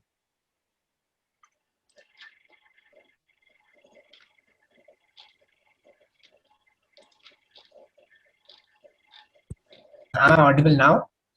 Yeah, you're audible.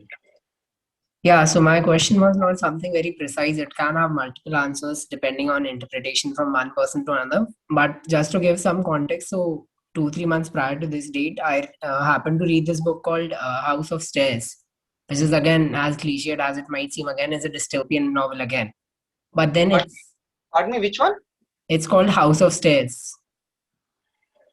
House of Stairs. Okay. Yeah, so it's one of these novels in which there are some people who are suddenly trapped, not exactly people also, there are these kids who are trapped in a place out of nowhere, and this place happens to be nothing but haphazard stairs going up and down without no context and no subplot to it. And it's basically how it's coming of age of these people or these kids and how they deal with these stairs and how they find togetherness in this entire dystopian setting it is. But then the question was, say, for an argument to a novel like 1984 can be that you can, to an extent, feel yourself in footing of the character. But say this novel I read, this has no connection with reality at all. They can exist no place, which there are only stairs and has no territorial boundaries. But then again, me and one of my friends also, we both read it, and then the themes it affected us to an extent that we were engrossed in it to an extent that the themes or the plots got subdued, and it was more of an existential question to us, that how to deal with it. So is this something, how do we deal with this problem with science fiction? I have had in other multiple titles also. I mean, specifically to plots which don't have an explanation per se. It throws you into these weird philosophical and moral and ethical questions that you keep pondering over months to follow. Yeah, like they say, right? Don't ask questions for whose answers you're not prepared for. Right? If you're not, so if you're not prepared to go on a trip like that, then don't go there. Don't go there. If it's, see, I believe that a book should engage, it should entertain, right? But it shouldn't make me have a severe existential crisis to the point of, exception of everything else, right? So, and one thing is to enjoy those books in bits and pieces and not immerse yourself truly, because sometimes being Sartre, yes, I went through that whole existentialist Sartre, Schopenhauer, Heidegger phase, and Camus and all of those. Oh, I had like wallpaper of Myth of Sisyphus. Everything is absurd. Let's read more Kafka. I also went through that phase. Everybody goes through that phase, but then sort of life happens and you realize that, these things are there to sort of make you think, and the lessons you take and put yourself into it, you find your own path, right? You're supposed to think it through and just take the things that work for you from that book and just move on. If it's distressing you too much, my advice would be to just throw it in the nearest dustbin.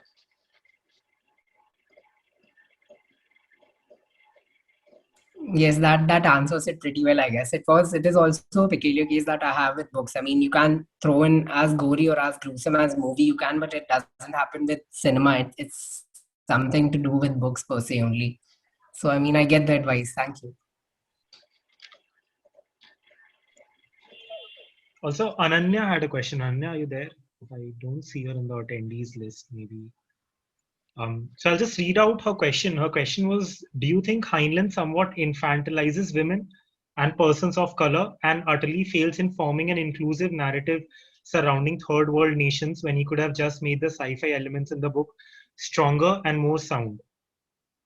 And then there's a second part to this, that building on this, what has been your experience with regards to American and European depictions of ordinary society in science fiction and dystopian fantasy? And how do you compare that with the Indian science fiction books that have come out? Wow, very, very, very, very deep questions. The first one, does he infantilize women? Prima facie, I don't think so. Right, and in terms of race and all that sort of a thing, Manny, for example, is proud of his mixed race, ancestry, and they use that. He contrasts it with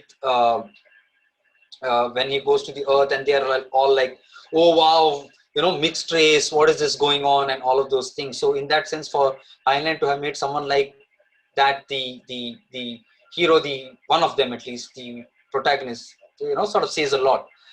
As to how he depicted third world countries. I mean, if you look at it, the capital of the Federated Nations is in Agra, right? In Moon is a Harsh Mistress. I mean, these are all things that happen in the background, but these are certain hints that tell you that, this is probably how he thought that the balance of power, would shift in the world. Right. So if somebody, if an white American author in 1960s America has to make the future world capital Agra, I'm sure there's a reason behind it, and he feels that it's probably the right thing to do. So in that sense, it is a good nod to emerging powers and third world countries and all of those things. So yeah, and if you read the rest of Heinlein's thing, he's as much of a chauvinist as most men his age, but he was more progressive than some of the supposedly progressive people, especially when it came to sort of gender roles and all of those things, despite his whole competent man thing, right? Yes, he has his faults, but he was, what shall I say, a little less worse. Right? And what is the second part of it? Contrasting American and European depictions of dystopia. American and European with like Indian depictions of just this idea only of like inclusivity of women and persons of color. Like, how do you find that in American and European science fiction? And like, how do you find its depiction in like Indian science fiction? I mean, Indians are people of color. So if you have people, right, the writer is a person of color. All the people are the issues that, the people that come there are Indians. Like, for example, if you read Samit Basu's Turbulence, right, which is the first part of his meta-human duology, people start traveling from London in a plane, and by the time it lands in India, they've gone through turbulence, and everybody emerges out of that a superhero, and all of these are Indian superheroes. And there's a lovely line in that which says, Superman. I mean, when the world realizes that there are actual superheroes in this world, the line that goes that Superman was real and he was Indian, right? So when India, and most of the Indian writers living in India, writing in India, write with a good balance, with a lot of inclusivity. Right, like I told you, Indra Pramit Das, for example, it won the Lambda Award, which is given for LGBT representation, and all these are very inclusive and all of those things. As far as it goes to whether it's European and all. Now, when you say European, there's UK and there's the Russian ones. The Stugatsky brothers were very inclusive.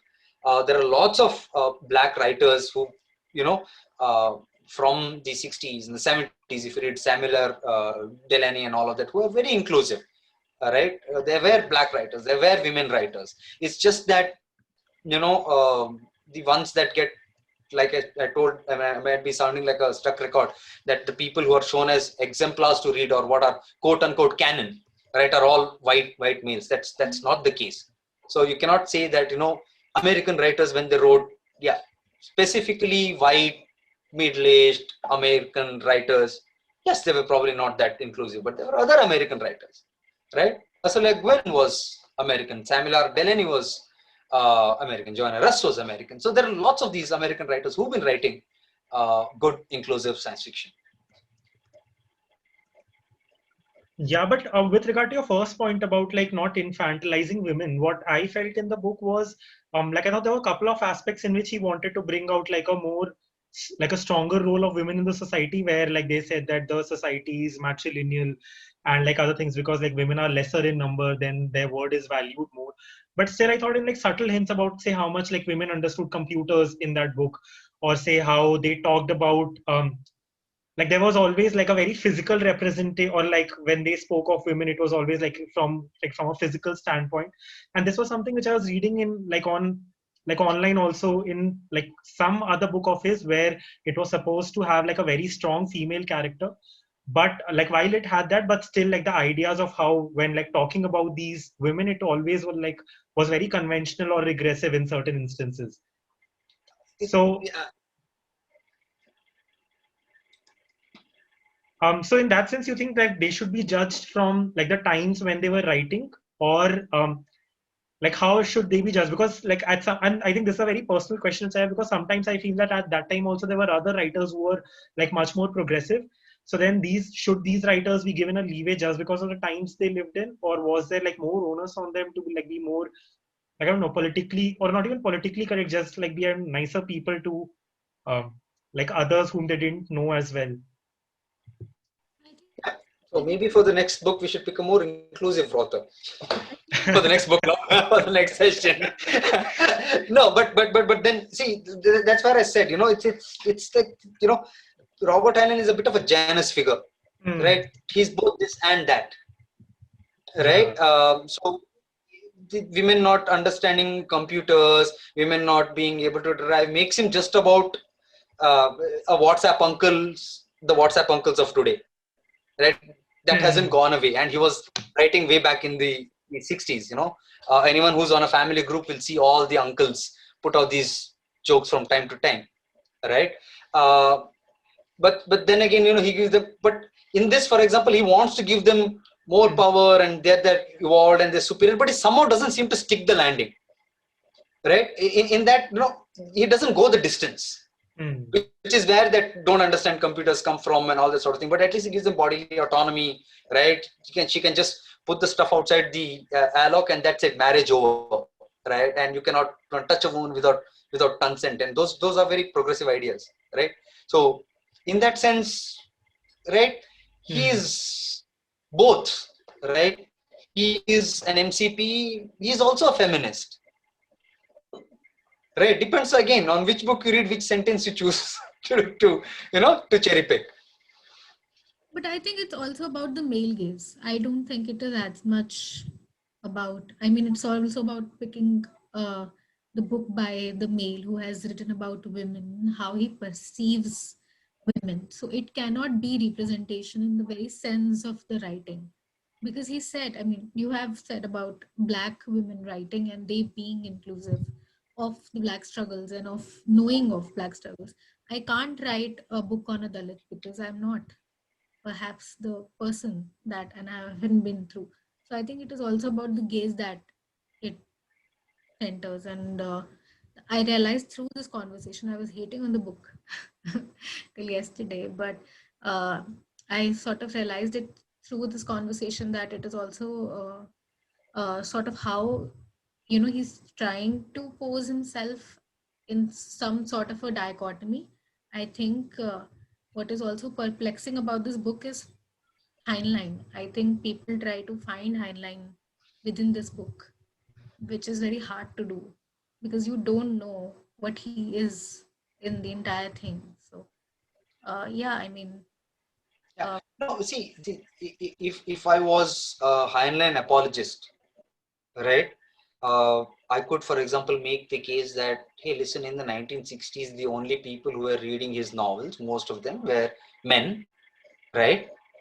Teenagers, adrenaline, blah, blah, blah. So there was really no reason for him to write about, you know, women's equality or women being more superior and all at the cost of pissing off his readers. That case could also be made since he spoke about the gays and who is writing for and all of those things. So right, yeah, and he was very supportive of queer people, of LGBT movement and all this. So he's a very complex character. Farah Mendelssohn has a book about him. It's called The Pleasant Career of Robert Heinlein. It's supposed to be very good in examining him as a person, and it's like this thick tome. It's very expensive, so even I'm waiting to read it. Right, so it's like one proper scholarly treatise. So maybe after that, I hope it resolves some of the conflicts that I personally have about Heinlein, but I'm not so sure. Yeah, there's one more question, which is that I've been fascinated by the concept of time traveling. Could you please suggest some novels apart from Time Machine by H.G. Wells? Yeah, that's a very, very long list of those, which is why I just quickly put on a couple of links to where I've written about time travel and recommended some books. I've put them down. Are you able to see it in the chat? Yeah, I just saw that you answered that. Yeah. Apart from that, there are a couple of great, absolutely brilliant time travel novels that I would recommend. One is called "This Is How You Lose the Time War" by Amal El-Mohtar and Max Gladstone, about two time traveling spies, both women. Brilliant puns, lot of emotion, and this thing. It's called "This Is How You Lose the Time War." Then there's one by Kate Mascarenhas called "The Psychology of Time Travel," again by a woman author featuring women protagonists. Then Anna Leibovitz has written this book called "The Future of Another Timeline." These are all great time travel books. A few of them are mentioned in those two articles. There are two of them, including movies, so you can probably use them as a starting point. My all-time favorite, for that matter, for the record, is Michael Moorcock's "Behold the Man." It's a novella, fabulous story by Michael Moorcock called "Behold the Man." Oh wow, we'll check it out. Yeah, I remember reading "This Is How You Lose a Time War." It was really nice, and I saw on like Twitter only somebody had said that science fiction novels don't have like great romance, and somebody had said you should read this book to burst that myth of yours. Yeah, somebody's also recommended Ted Chiang. Ted Chiang. Oh, that man's a genius. That man's a genius. Unfortunately, it doesn't write enough. Yeah, that's true. I was reading a couple of his interviews also, and it just seems that it's very different also, I think, his approach to his stories and what he writes about. And it's very evident also, I think, when you read it, that how it's this crystallized 20-page thing which has been under fire for 3 years, where he just read on that from multiple aspects and put a story around that, and it's beautiful. Yeah, I mean, he just sort of distills everything down into a short story or a novel. It's just that he writes. He's so not prolific. I mean, what can you do? That's just him. That's just him. Yeah. And when you spoke of Robert Heinlein, that also made me know what are some books about books which you would recommend, or books on authors like that. As in non-fiction author biographies. Yeah. I mean, a few, like for example, there's this book called Astounding, which is again about the magazine. It's about Heinlein, Asimov. It's written by Alec Navalali, which is about how Campbell and all of those people, their relationship and how they form the crux and all of those things. But there is speaking of time travel, there's this book by James Gleick called it's just called Time Travel. It's again a non-fiction book. And it's about time travel. Let me just put this in chat. It's just called Time Travel. It's a non-fiction book about time travel. I mean, James Gleick is the guy who wrote Chaos and all of those. He's a science journalist and a popular science writer. So yeah, so whoever's interested in time travel, just read that book. There's like tons of recommendations and makes you think a lot about why time travel and what of that, right? I personally feel that time travel is, we love time travel stories because, we in reality, we only get one life. Whereas with time travel, you can multiple adventures and go back and forth and, so that's probably why we like time travel. Yeah. I think that's why you like books Wow, also. It's 11. Yeah, it's 11:05 actually. Huh?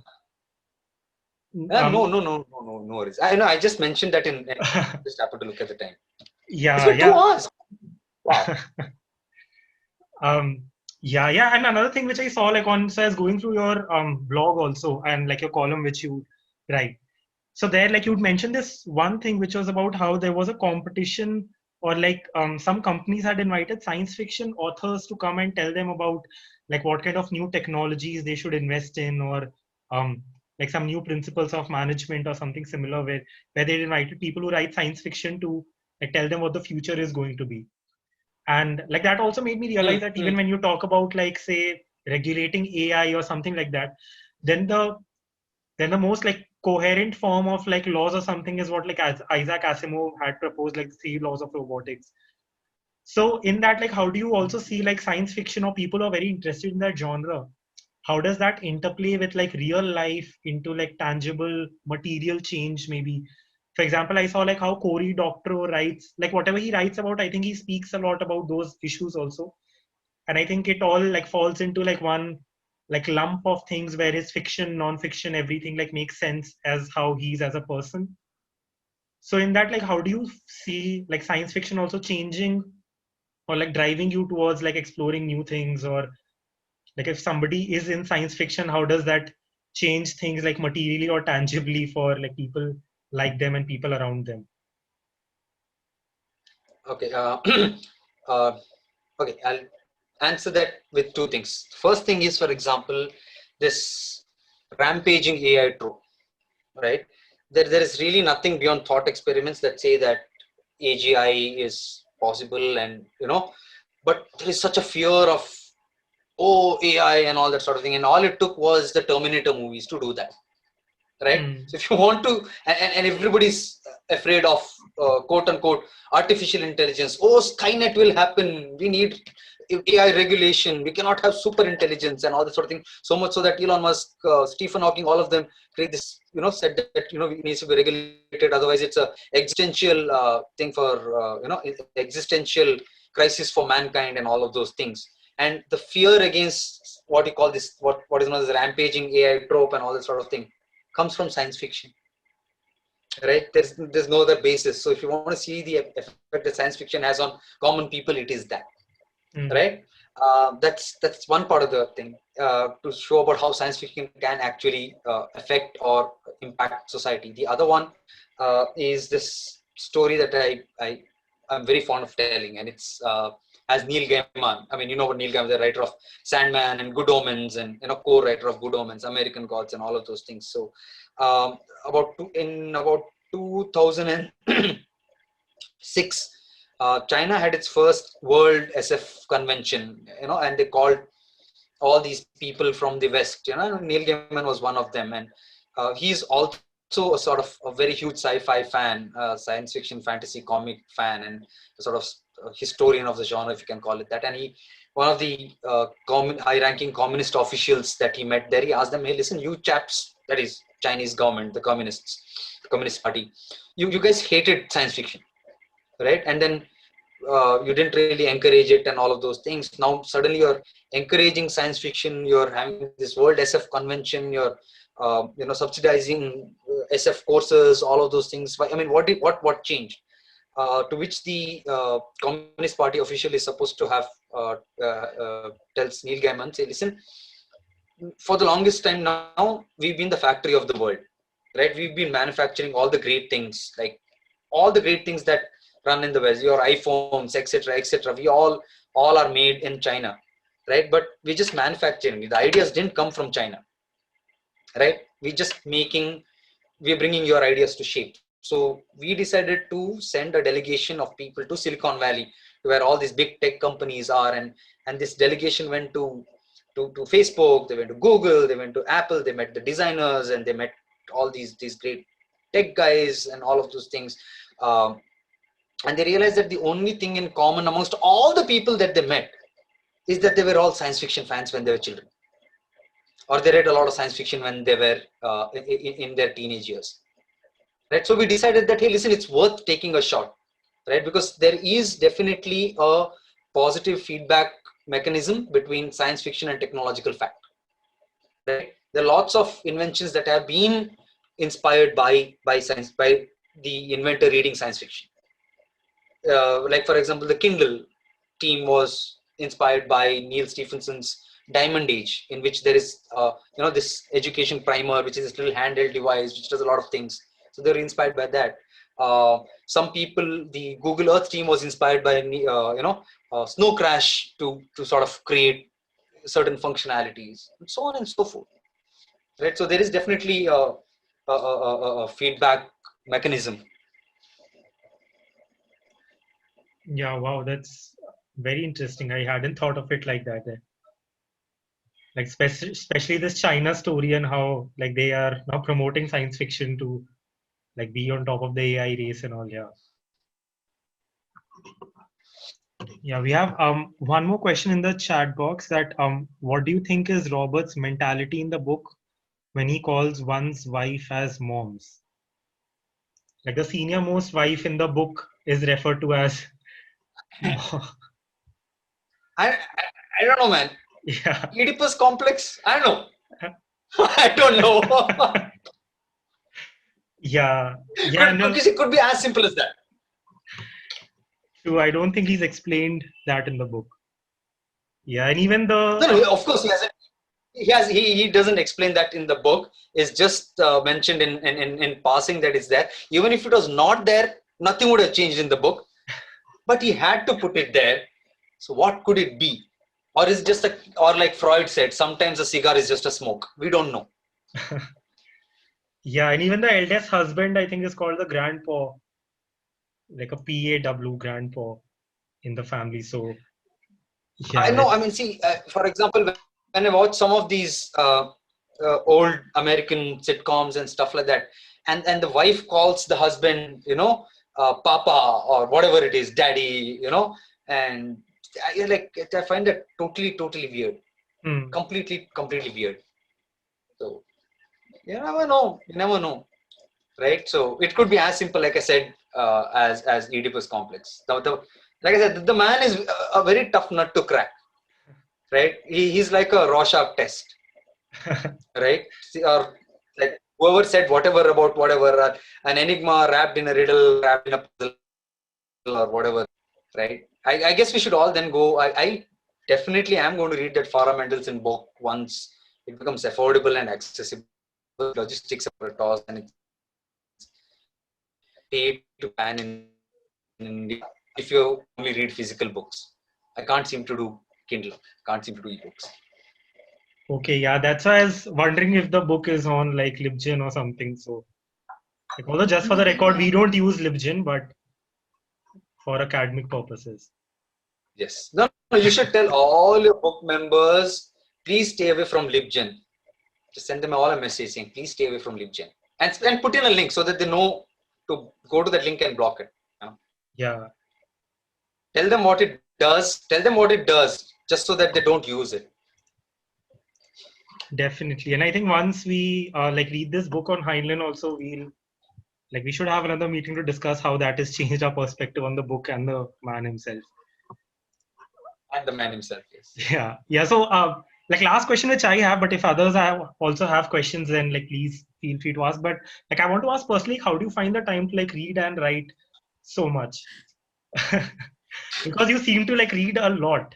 So like how does that happen? You just sort of make your peace and give up on sleep. Right. So I've got pretty much regimented, more or less thing, right? So me and my wife, we've both made sure that our kids go to sleep early so that we get time to do stuff, right? So we make sure we put the kids to sleep about 8:30, because then we can watch our stuff. So then I watch some stuff, and then after my wife goes to sleep, I sit back and read and go to sleep about 2:33 thereabouts. So yeah, no pain, no gain. So I love sleep. That's the one thing that I've had to give up on. Okay. Yeah. I was thinking like lots of people give up on work and all to probably like make book reading their work. Like you think that's also like sustainable, being like a full-time book reviewer, or like being involved in the like not being a best-selling author, but being like involved in the ecosystem where like you're either like a book reviewer, or you host like a podcast on books, or a YouTube channel on books, like a booktuber, bookstagrammer. You think all of that is sustainable? Not really. Okay. I mean, I've been on a sabbatical for the past 2.5 years, right? So after I had my second kid, I thought I'd take some time out and all of those things. So that has helped with my reading a lot, because I get time during the day as well to sort of read. But we cannot make a profession being a reviewer. I'm doing this because I love this genre and wish more of my fellow readers in India read it, right? But if you want to make this a profession, I mean, unless you're part of the actual publishing ecosystem, right? You can't make a living, being a reviewer or a columnist or whatever. It's just something that, I mean, there are big authors who still have full-time jobs, yeah, right? And then they write on the side and stuff like that. Yeah, that way. Yeah. I think I'll also have to give up on my sleep then to like read more. Yeah, but I think like people are reading more science. I think the fact that we have like people who stayed back for so long, even though like we've like crossed the time, and like I'm sure all of them are very excited to read more books and have like lots of books also which they've noted down and they'll check on as soon as the. Yeah, I mean, I would love to hear more from this thing, and really, I mean, honestly, 15 people out there listening to me ramble on. Yeah, I love you guys. Right? No, if any of you have any further questions, I'm on Twitter at the Pico. That's the only social I'm on. So feel free to just DM me. My DMs are open. If you have any questions or need lists or recommendations or whatever it is, it's at. Let me just put it into chat. Yeah. Oh, sorry. Should go to everyone, right?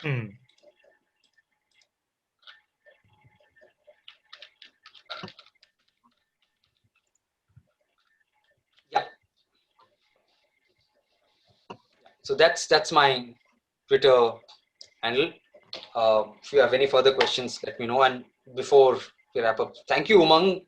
Thank you for inviting me. It was fabulous, right? Thank you for letting me ramble on about science fiction, because I love this genre. And thanks for giving me a chance to speak. Thanks, Sonali.